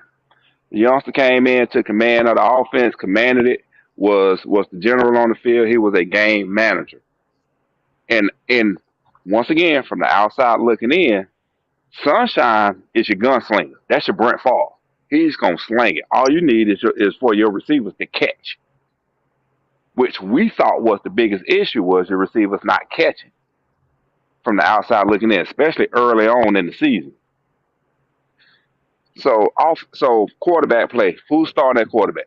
Are you content with Sunshine or are you gonna start somebody else? Number two, the second thing, outside looking in. Let your running back. I want to say it's number 3. Get into a rhythm. Stop switching your running backs out every play. Let them get into a rhythm. Number 3 is your best. I think it's number 3. Am I right? Number 3 your best running back. Number 3. Yeah. Let him get into a rhythm. Keep him in there for multiple snaps. Let him come out when he tap his helmet. And why aren't they giving number 28 snaps? Why aren't they giving him any carries? I don't know about 28. I know 3 is a beast though. Because 3, if I'm not mistaken, 3 played last year, correct? Yep. Yeah. And he was gashing Chris County last year when Chris County came down there. But they kept pulling them out. They kept switching running backs out every play. You go with the hot back at the top. 3 is your hot back. That's who you roll with. But like I say, that's from the outside looking in. Y'all may have more insight on Peach County than I do, but from the outside looking in, go with Sunshine at quarterback. Run 3 to have his tongue dragging that running back, and that's going to help your defense out to sit on the sideline and rest up and get ready to do what they need to do when they get on the field. I'm just Well, concerned, man, because you, I you don't mean, go ahead. you don't have to be Dro. I understand everything that Mike is saying as well as you. Trust me when I tell you, Peach gonna be okay. Trust me when I tell you, Peach gonna be okay. I don't say this as a Peach County fan. I say this as a football fan. I say this as everything that was going on. Now, we speak of the Carver game. Now, let me just reiterate on the Northside and Perry game. We got our butts whooped. Ain't no way around that. Did we get beat by better teams? I think Perry was probably a better team, but I don't think Northside was a better team than us. And they handed us our butts. It's a lot went into that. The Carver-Atlanta game, if you go back and look at that game, Pete should have won that game easily, 35-8, if that. It shouldn't. They probably shouldn't even score. I'm talking about getting inside the red zone and just shooting yourself in the foot, What game you making dumb talking about? plays. What game you talking about? The Carver Atlanta game. Okay. Carver Atlanta game, Peach was in the red zone 4 or 5 times, snapping the ball over the center's head, holding crazy penalties, backing up 15-yard personal fouls and stuff, things like that. A lot of that stuff has been worked out in the last couple of weeks. Now, let's go back to last year. Peach County started 0-2, win one game, go 1-2, get Chris County in our home. Chris County up 14-0 on them. Like Mike said, got away from your game plan. Chris County pulled the game out. We should go 1-3. Ran into a buzzsaw in Jackson that we shouldn't even been that close to have Jackson up like that. But it pulled them kids together with that comeback, and they made that run. And like you said earlier, Dro, should have beat Oconee.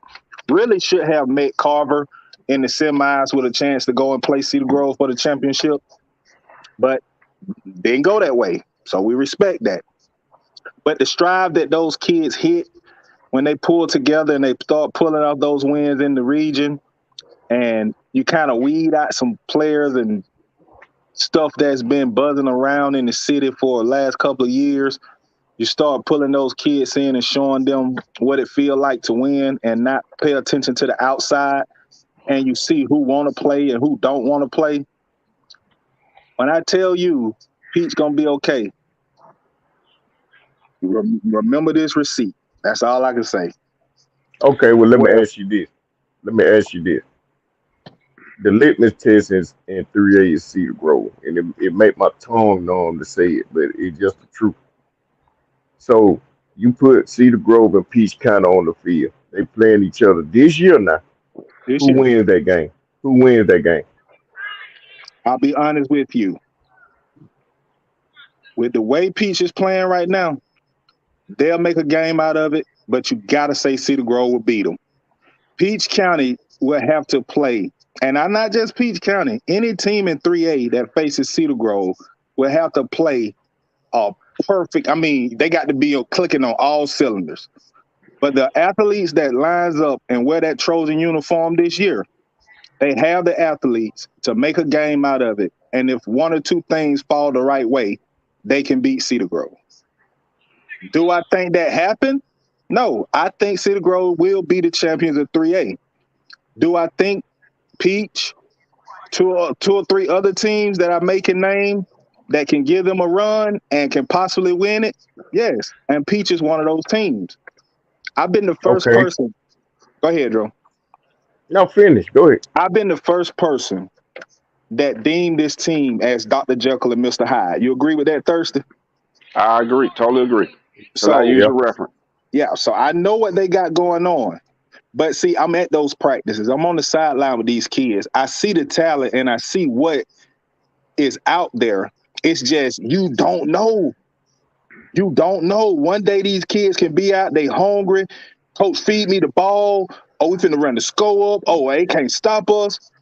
And the next day, they down by 20 points, and they sit on the sideline laughing and dancing and shit. Like, you just don't know. It's a new breed of kids. These ain't the same kids that was growing up coming through that program. Big up Tony Davis, Fort Valley Middle School, changing the culture. Big ups Courtney and the boys over there that got these rake boys coming back up in the programs. Big up, getting Peach County back to what it was. But it ain't the same anymore. So parents that's ragging on the coaching staff, I don't care if that's your child out there.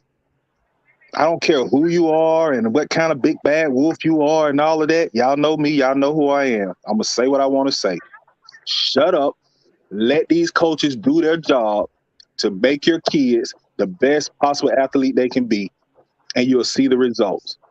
Y'all fair weather fans that check out on these kids because things ain't going the way y'all think they should be, shut up, let these coaches do their job, and you'll see the results.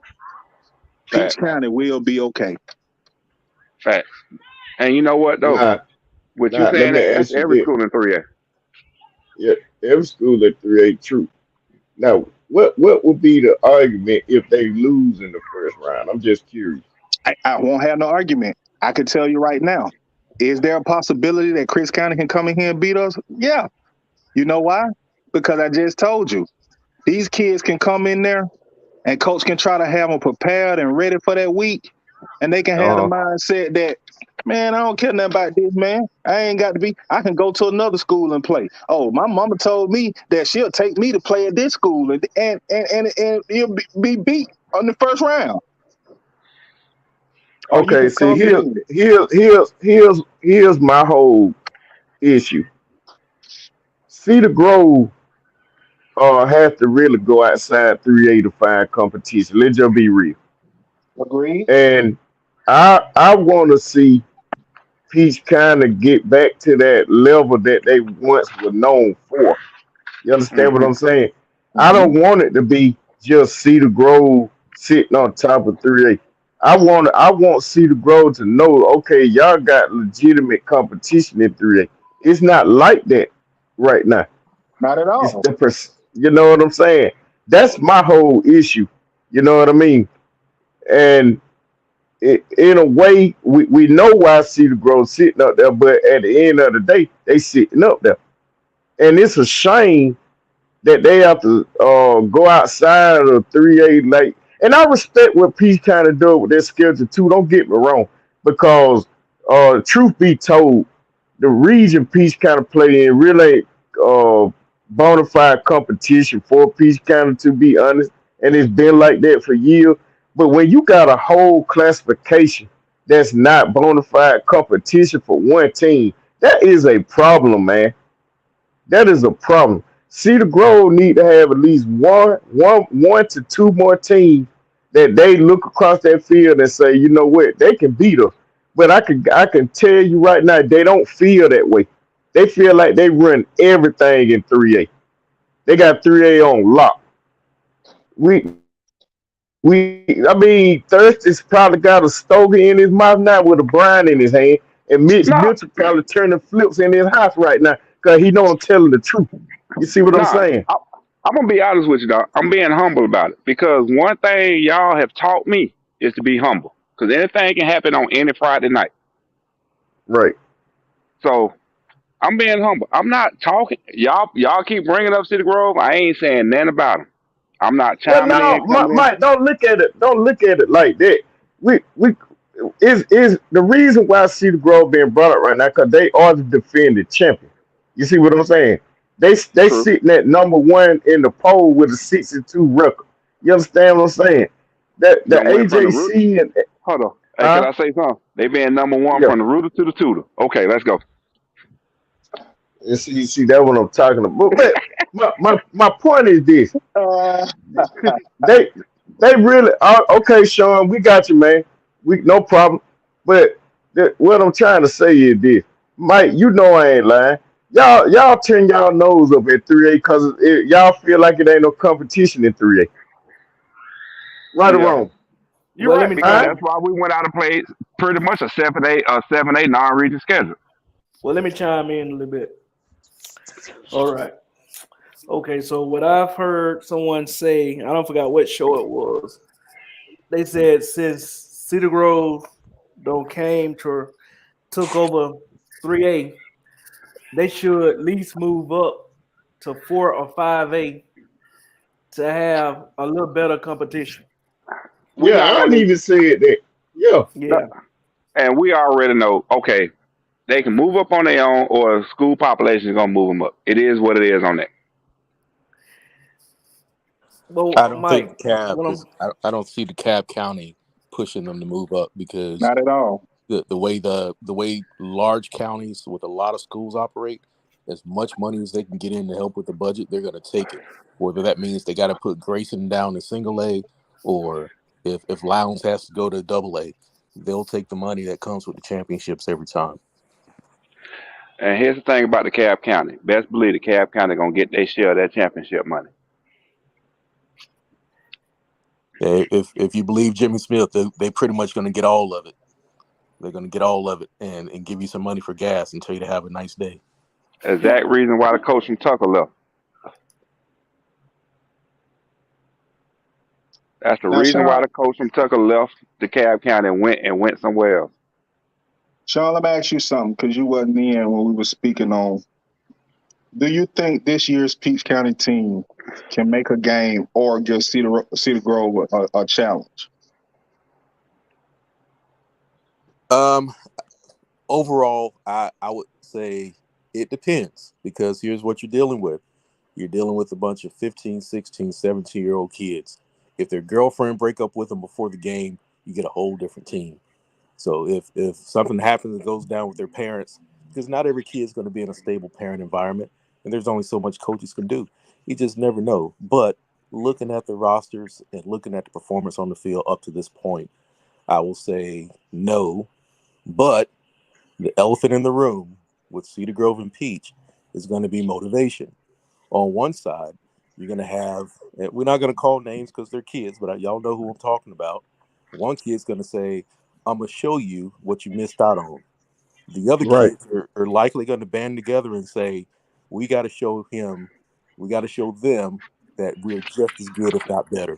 And I think the first quarter and a half will be competitive. But after that, I think Cedar Grove's going to pull away because they just got too many athletes.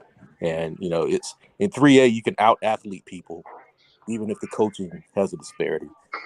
Not so much in the higher classes, but because it's more like college game.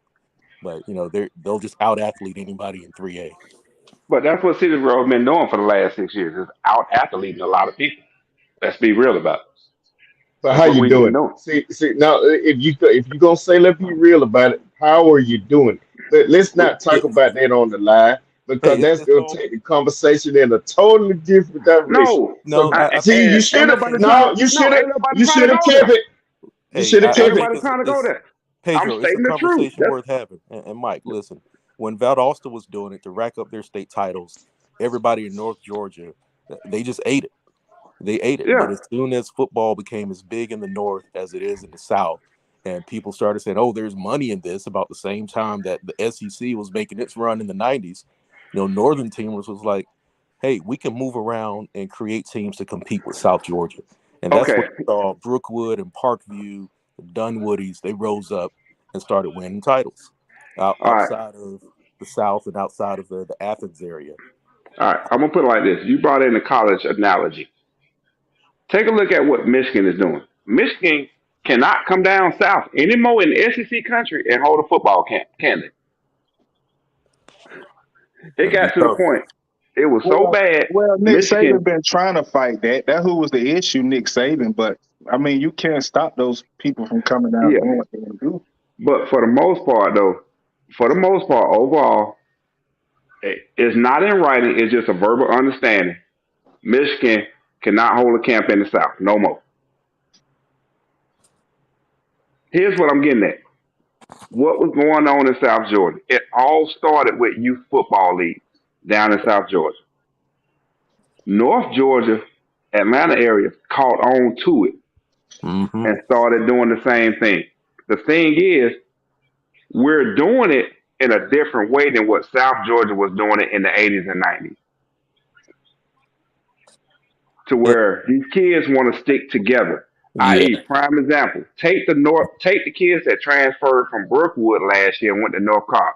The 4 kids, two defensive players, 2 offensive players, transferred from Brookwood to North Cobb. They wanted to stay together. Say, hey, let's go to North Cobb and win a championship. That's what their plan was last year, and they made it verbally known. But it was nothing the GHSA could do because they all made bona fide moves to North Cobb from Brookwood. Well, if GHSA wanted to apply the rules as they were written, they could have done something, but they would have had no evidence because they don't have access to their DMs. Because in the rules in section 1.7, I I'm think with it's you. 1.72 or something like that, they say what they define recruiting. And recruiting is anyone For unduly influenced. One of those undue two. influence and recruiting. Right. It can be students, parents, alumni, coaches, or boosters, and they widely define boosters as anyone with any tangible connection to the school. And boosters are actually held to the same level of scrutiny as coaches per the GHSA. So they can identify anyone as a booster. What's the kid that used to get But the guy who used to get those kids to go to Grayson, then he got a college job. I can't remember his name. Watson. He could be defined as a booster, even though he didn't graduate from there. His kids don't go there. No affiliation, but he can be identified as a booster and held to the same level as the coaches.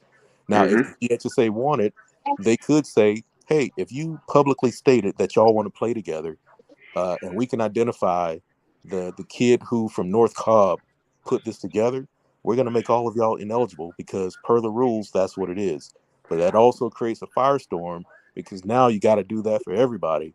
And then Twitter becomes the ground for your prosecuting these kids instead of, actually, going after something that makes a bigger impact in folks' life, which is what the GHSA should be doing, is focusing on how to make sports better.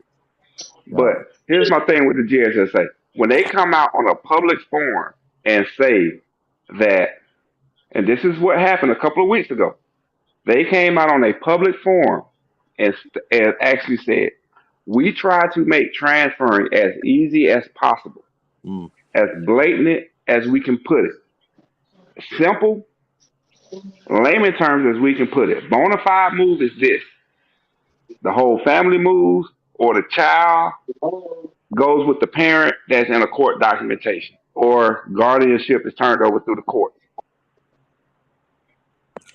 I.e., because the reference in the conversation was the kid that was trying to go from, what was it? The kid was going from what? Down south. He was trying to go to Valdosta, I think. They ended up going to IMG. He was the reference. He was the reference that they was using. It was bona fide moves. Either the whole family moves or the kid goes with a parent through a court document stating primary custodial parent, or the parent signed over guardianship to somebody else in that district. On public forum, this is what he said. This is what was said. So my thing is, so they kind of have to say that because GHSA, although they're not a governmental body, they are under government oversight. And what the state of Georgia has done when they passed HB 251 is to say that educational choice is a priority. And any school within a county can go to any other school, and school boards have to allow this, without any restrictions as long as there's room. And that's what really opened the door to the GHSA saying, hey, okay, well, we got to change the way we look at transfers, because if it's now legal, then, there's nothing, our hands are tied. Yeah. On a and I'm with you on that. I mean, go for it. No, I was going to say, a lot of folks bring up Jake Garcia. And what a lot of folks forget about Jake Garcia was that his parent did a public televised interview on national TV saying that when his high school career is over with, we're going to get back together. Jake Garcia was good to go in Valdosta up until that interview came out during the week of the GHSA ruling. Okay, so what made him eligible for Grayson then? It still was the same thing. Because he was ruled ineligible at Valdosta, which made him ineligible, i.e. the Garcia rule that they have now in the book, it made him ineligible at any other school in the state of Georgia because he was ruled ineligible at his current school. That's where the Garcia rule comes from now. So wait a minute. He ended up playing for Grayson though. Yeah, back then, but he couldn't do back then. But what I'm saying is after the fact, the Garcia rule came into effect after that, saying that if you're ruled ineligible at your current school, you cannot play at any other school in the state of Georgia. Okay, I got you now. I got you. Yeah, that's where the Garcia rule came in at. Hence, I understand all of that, but my question is, before, if you're ruled ineligible at any school, you can't play. That's the thing. That what happened with the kid at Thomas County Central that transferred to Valdosta and ended up going to IMG. He left Thomas County Central, went to Valdosta. He was ruled ineligible. So he can't play his senior year at any high school in the state of Georgia now. Okay, I get that. Because of the Garcia rule. Because of the Garcia rule, I get that. Yeah. But my issue, what I'm asking is, before the Garcia rule was ever invented, what made him ineligible for Valdosta but eligible at Grayson. When his parents went on and did that interview, guess what? It was the same damn Because interview. I think his because the mom. Garcia rule wasn't there at the time. That's the whole thing. That's the No, whole point. no, you're missing it, bro. You're missing it. No, I'm not. The Yeah, Garcia rule was not in place I no, know. because his mom actually they moved. ruled him ineligible at Valdosta. Okay, Yeah. fine. I'll do a bona fide move to another school district. Okay. And that's That's the what him point and that his I'm dad saying. did. That's what I'm saying. The move to Valdosta was bona fide, and they said once his career is over in high school, we're going to get back together. Even No, if you left Valdosta and went to Grayson, you you still missing something. have this interview that say we're going to get together. I get what you're saying, but here's the thing.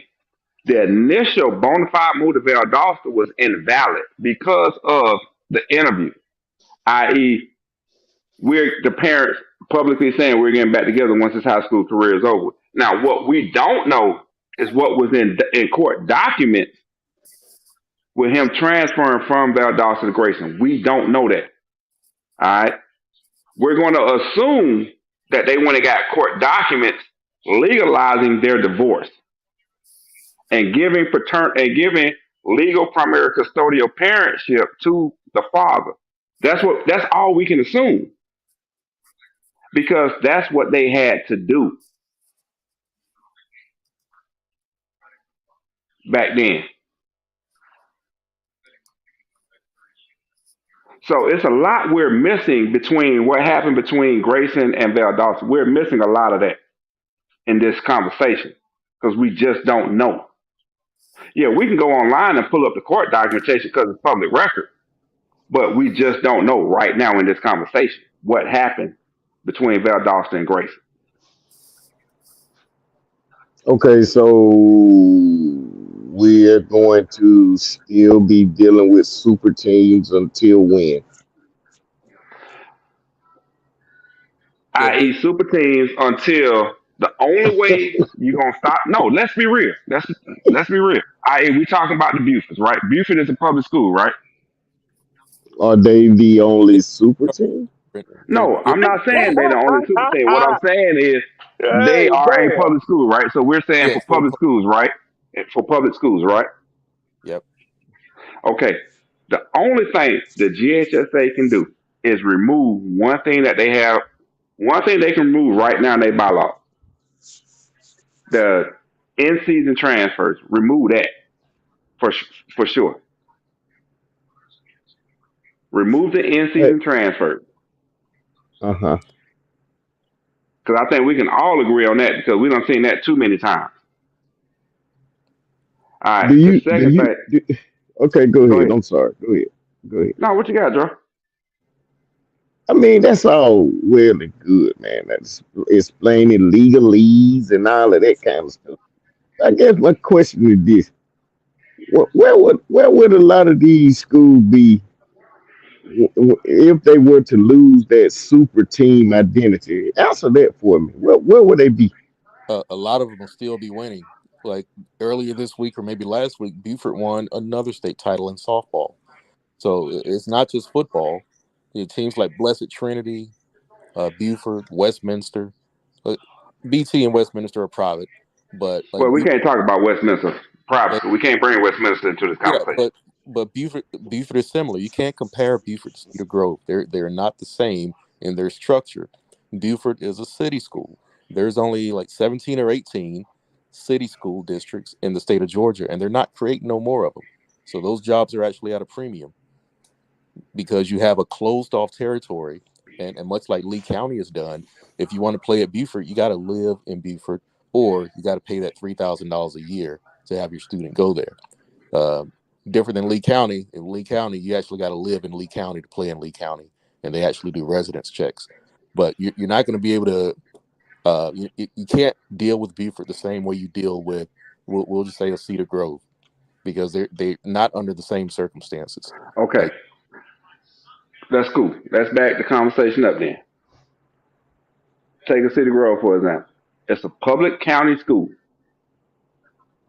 For everybody and anybody that goes to City Grove, you either living in the district or within the county and using house bills. Now, majority of Oh, the no, kids. stop right there. We're Okay. not going to talk about houses. What you got? What you got? What you got? We We are ain't gonna talk not about the going house to yet. do it. We're not going to do it. Okay. Because we already have determined that House Bill 5250 is a bunch of crap. Hey, that's on DeKalb County for making it. Appreciate you, DeKalb County. Appreciate you, DeKalb County. But once again, So as long as you they, can't. as Go long as ahead. they make a bona fide move to the cab kind of, or is it they're in the cab? Correct. We're gonna say within the district. We're gonna stick to what's in the Okay. district. Cedar As Grove is long as different though because Ellenwood is not a city; it's an unincorporated area that touches 5 different counties. So, okay. like, logistically, you got kids in Clayton. Ellenwood exists in Clayton County, Rockdale County, Henry County, DeKalb County, and Fulton County. So all of those counties have sections of Ellenwood where kids live. Now, there's a certain area designated as Cedar Grove, but it's still Ellenwood. And because it's an unincorporated area, there are no legally defined boundaries for the area. It's just you're either, like, once you get into Ellenwood, all unincorporated. Like, there's no So structure. okay. So the kids can't go then. They can't go to Seagrove. Of course they can. The Henry County. Now, you know what is one thing to Not in say. Henry County. Henry County, Ellenwood go to Stockbridge. Notionally, yes, they would. Yeah. However, there's nothing that stops a kid in the Henry County portion of Ellenwood from saying, you know what, I want to go to Cedar Grove. Yeah. There's nothing And that just stops. like exactly, and just like the kids that's in Clayton County, they say I want to say they're supposed to go to Monday's Mill. I think. I think Morrow is the closest. Like Morrow and Cedar Yeah, Grove. one of them. Morrow Morrow. or Monday's Mill is one of them. Morrow. Okay, I know it started with an M.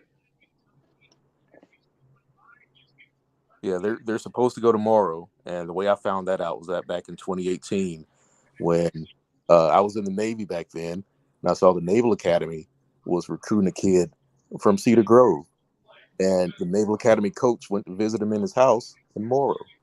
I'm like, well, wait a minute. I thought. Yeah. So that's why I say when you How bring up long? Ellenwood, you gotta Wait a remember what minute. you have to understand how Ellenwood sits to understand Yeah, Ellenwood. it's Oh, white. It's unfactored. Joe. We lost Joe. Yeah. Yeah. Joe, I Yeah. live on Rex Road. Yeah. That's Conley, Georgia. Ain't it? Ellenwood. Oh no, off Ellenwood, of Georgia. 275. Ellenwood, Georgia. And guess what was right across the fence from my house? What's that? What? Morrow High School. Morrow High School, yeah. See, but Morrow getting shut down right now though. So Morrow in the process of getting shut down because they've been in a new school. Yeah, so I mean, my whole thing is you got a kid who lives in Morrow. Both of his parents are in Morrow. His twin sister runs track at Morrow, yet he's holding up a state championship ring at Cedar Grove. I'll tell you, bro. We're in a beautiful area. Is that what you want to call it? Hey, what Mitch Mitchell at? Where he at? Lord have mercy. Oh man. Oh, I'm sorry, y'all. And then on top of that, you got to remember parts of Decatur feeds into Cedar Grove too. On top of that, it's not just all Ellenwood. Yeah, it's not. Yeah, so yeah, the DeKalb County. If you go to their website, they actually have it laid out pretty good in a map as to which schools, like which elementary or which middle schools feed into which high schools, and like they got it color shaded. It's really well laid out, and it's perfect for allowing kids the freedom to go to whatever school they want. You know, which I totally agree with. But my issue, and I told y'all this before, my issue is, again, I served in the Navy for 25 years. First and foremost, I'm about building societies. And in order to build societies, you got to have strong men who have grit, who have determination, who can get through hard times. If you're going to 3 different high schools because you don't think the coach likes you or because you're not willing to compete, I don't think that's the way to make people who are going to sustain a society. There you go. That's my fundamental gripe. You know, you can go once, But when you get to the third time or the fourth time, you're a senior and you got 5 teams on your huddle account because you kept transferring. I think number one, college is good, but I also think that you're running away from competition. You're running Right. away from adversity, and it's going to affect you. If you quit on your team, 20 years later, you'll quit on your family, you'll quit on your job. So that's my issue. I mean, you got kids doing that in college right now anyway. I know, and what's happening to him? Tate Martell played at 3 high schools and 3 colleges. Where's he at now? Nowhere to be heard of. Nowhere to be heard of. He told what's the boy out of Harrison that went to Ohio State from Georgia? Yeah, he told what he Justin Fields that he might as well not come to Ohio. Yeah. He told him, hey, you come up here, you're going to be on the bench, kid, or something like that, right? Dude came to Georgia and left. Yeah, he went to Ohio State and took that man's position. And then he go to Miami. Yeah, I think he ended up at like UNLV as the backup quarterback. You know? Mm-hmm. I mean, we could say the same thing. We could sit up and say the same thing about Tate Martell, the kid that was on QB1. That's who we're talking about. That's who we're talking about. Oh, Tate Martell. Oh, the white kid. Yeah. Oh man, he was garbage anyway. Now, real quick, just off of what you're speaking on, Sean, I was at Austin Peay University this weekend up in Clarksville, Tennessee. Shout out to Governor. But Coach had a bunch of recruits up there this weekend. And he was talking about getting your schoolwork and stuff. And then he was saying, I know a lot of kids looking at me and parents looking at me wondering how you not being a good student affects you on the field. But he said, all my years of coaching and being around football, I never seen a player that don't do his work, don't pay attention in class, don't mind his parents, don't do all of this stuff, but then get on the field and mind his coaches who know his assignments, stuff like that. So I agree with what you're saying about building a community and building stability in your life. If you can't show that on the football field as a high school kid, what that means later on in the future when you start having jobs and families and things like that. Okay, with y'all saying that, how would you define a kid that went from where he came from, Blessed Trinity, and went to Grayson on the running back at Grayson? I mean, at Buford. I'm sorry, the running back at Buford. Now, I wouldn't say that's the same thing. He did 3 years at BT. You know who his dad is, right? You know who his dad is. Yeah. So he came from pretty good stock. You know, he didn't really want for nothing, but what's really gonna tell the tale is when he gets to Alabama and he's around those other 5-star running backs. If he doesn't play much his first year or second year, does he transfer his third year? And if he does transfer, where's he gonna go? Is he gonna make a lateral move from Alabama to another top tier Power 5 school, or is he gonna head down the street and play at Alabama State in Montgomery? Now, if he does that, you already know what it is, right? But it's about, are you willing to compete? Are you willing to go through the discomfort of making yourself better every day so that you can come out on top of the folks that you're competing with? And also make your team better, obviously. But that's what I'm looking at. Are you willing to go through that discomfort, or are you going to try to go somewhere where there's less competition and you can get like a fresh start? I disagree with you, Sean, only because, just like you said, the kid had no reason. You was already 5-star, being heavily recruited. The only thing you did by going to Buford was chasing the ring. I think there's more to it than that. If you look at Blessed Trinity, a lot of stuff happened in that program. I've been back and forth in that area. That it's not Norcross. I forget the area. It's Roswell. Yeah, Roswell. I've been to Blessed Trinity. I met their AD, Adrian Martin. Spoke to their coach, Tim McFarland, back in the day. We're looking at moving to Atlanta, and I was looking for a school for my kids. Blessed Trinity is hella impressive. But if you look at what happened last year, Tim McFarland left Blessed Trinity. He's the one that brought them up to prominence from when they started their program, like maybe a decade and a half ago. He's definitely the most successful coach they've had. So I'd have to go back and look at the timing to see who left first. Did Justice Haynes leave first, or did Tim McFarland leave first? But right off top, I think Tim McFarland left Blessed Trinity first, and Justice Haynes went after him. So if the coach left, then I'd give him a pass on that personally. All right, hey fella, we're gonna wrap. We got about 2 minutes before we wrap this up, because they're gonna give us over two hours on here for the night. All right. But we talking some good stuff though, that's for sure. Oh And yeah, Sean, I'm definitely. definitely glad you came on tonight. You know, like I say, do some fact checking with us and this, that, and the other bit. Appreciate your insight on what you got going on what you do. I'm just glad that we can actually hear it from you instead of reading it. It's not 2 minutes. It's 5. It's 5 minutes, not 2 minutes. 5 minutes. Okay, I was looking at the time on my phone. My bad. All right, we down to 4 minutes and 15 seconds. 5 minutes. It's 4 minutes and 59 seconds to be exact. So to answer my question, are super teams good for the sport or not? Nope. It's not good for the sport, but it's gonna happen though. Yeah, we're in the NIL era. I mean, it's gonna happen. I mean, like the kid out in California, I think it was I forgot the kid that cut his high school career short. Kids gonna start cutting high school career short. They're gonna take classes so they can be college eligible and cut the high school career short by a year. Yeah, Forego their senior season and move on to college so they can get the money. Okay, that's all well and good, but what I'm talking about now is, when it comes to competitive balance on the football field, especially in the playoff.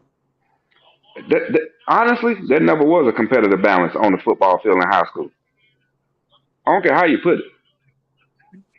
The thing is, the competitive balance shifted from South Georgia to North Georgia. That's the only thing that happened. I'd say the North Georgia population got more interested in football because there's a lot more money in it now than it was back in the 80s and 90s. But I would also say that competitive balance, it has shifted only because the population has become more interested. Out of 11 million people, it's like 10.8 million people in Georgia. Over half of them are in Metro Atlanta. So it's only a matter of if everyone in Metro Atlanta saw that there's money in growing collard greens in their backyard, they could outcompete all the farmers in South Georgia and run them out of business. So it's a matter of demographics and, from my perspective. Okay. And I think that's what we've been saying for the whole all along since the off season is the infrastructure in South Georgia versus the metro area is totally different. Yep, because I ain't never heard of House Bill 5250. Back in the day, it was called M to M, buddy. I mean, I guess it for me is why even play the playoff. I mean, just give the trophy to the North team. Just give it to them. Because you still got your lower classified schools, though. You still got to play those games.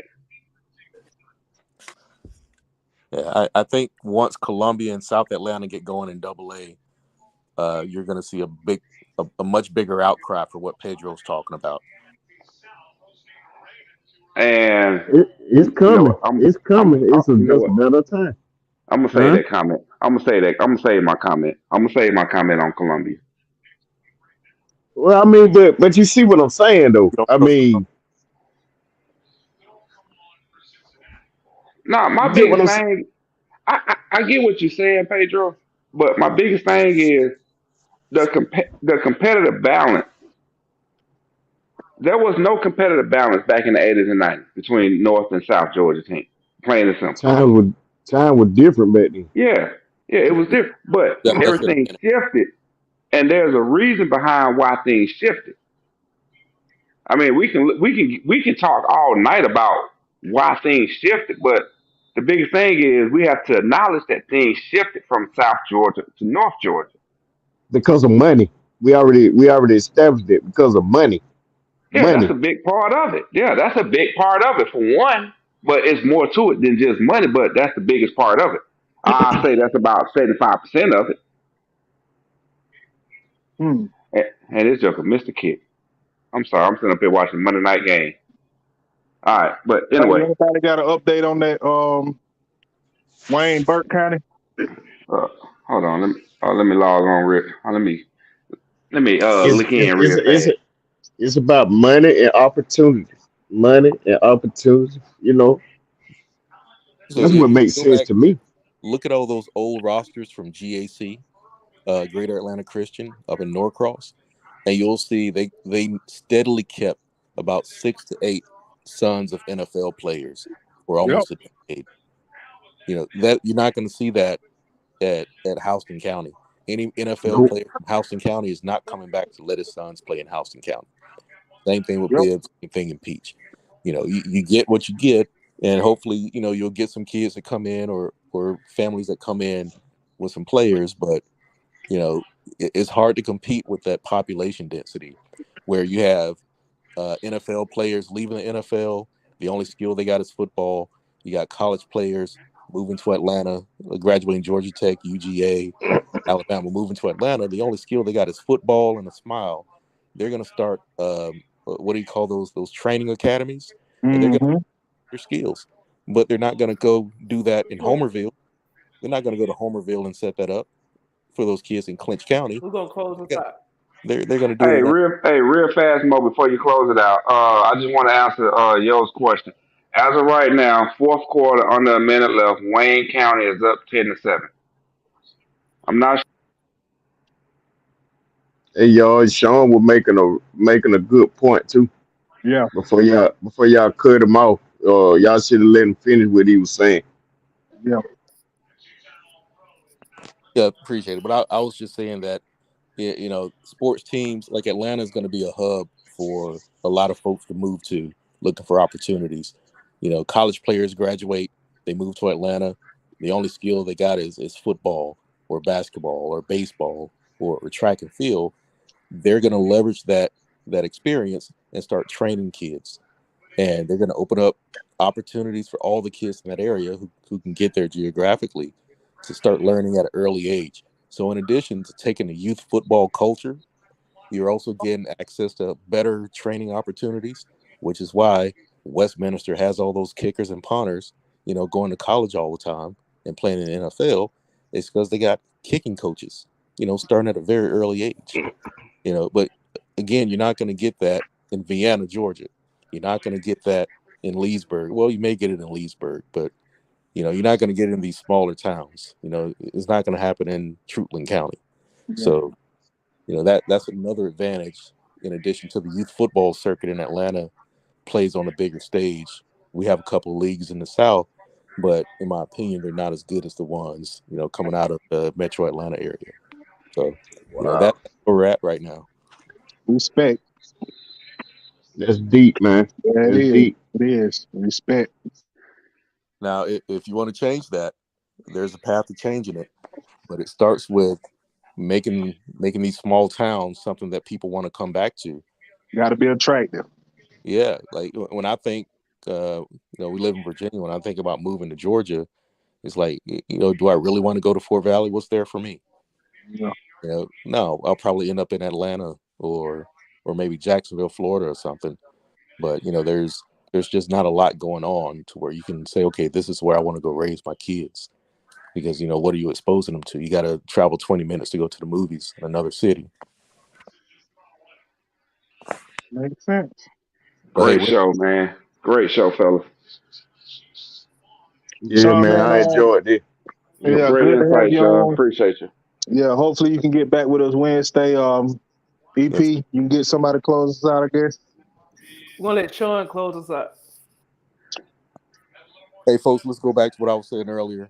We all come in to talk about high school football, talk about sports, but ultimately we're talking about one of the primary mechanisms that we here in the United States use to train our young people to be leaders in society. So let's not lose sight of that. You know, that's ultimately what we're doing. We're making sure these kids have what they need to be successful in life. They got to be gritty. They got to be determined. They got to be willing to get better every day. And, you know, that's the expectation. That's the standard. So whether you're fans of Team A, Team B, just keep that in mind as you're cheering. If your team is winning, make sure they're also producing quality men on the backside of that winning, you know, and we'll all be happy. All right. Appreciate you, Sean. On that note, as always, peace up, A-Town down. Tune in on Wednesday. Well, holla. All Hey, right. Sean. This What's up? is your Friday Night Lights podcast, photo and entertainment in Middle Georgia sales and services. Coke, don't worry about Pepsi. I had to go see a man about a music. Look at here, look at here. A-Town down. And you better not lose. Tune in. Not so fast, my friend. You better say it with your chest. Come on now, shout it. And you better not lose. Hey, you better watch your mouth now. I am a label. Better shut your mouth. Yes, I am. I don't mean to interrupt. Better say it with your chest. Let's get it. And you better not lose.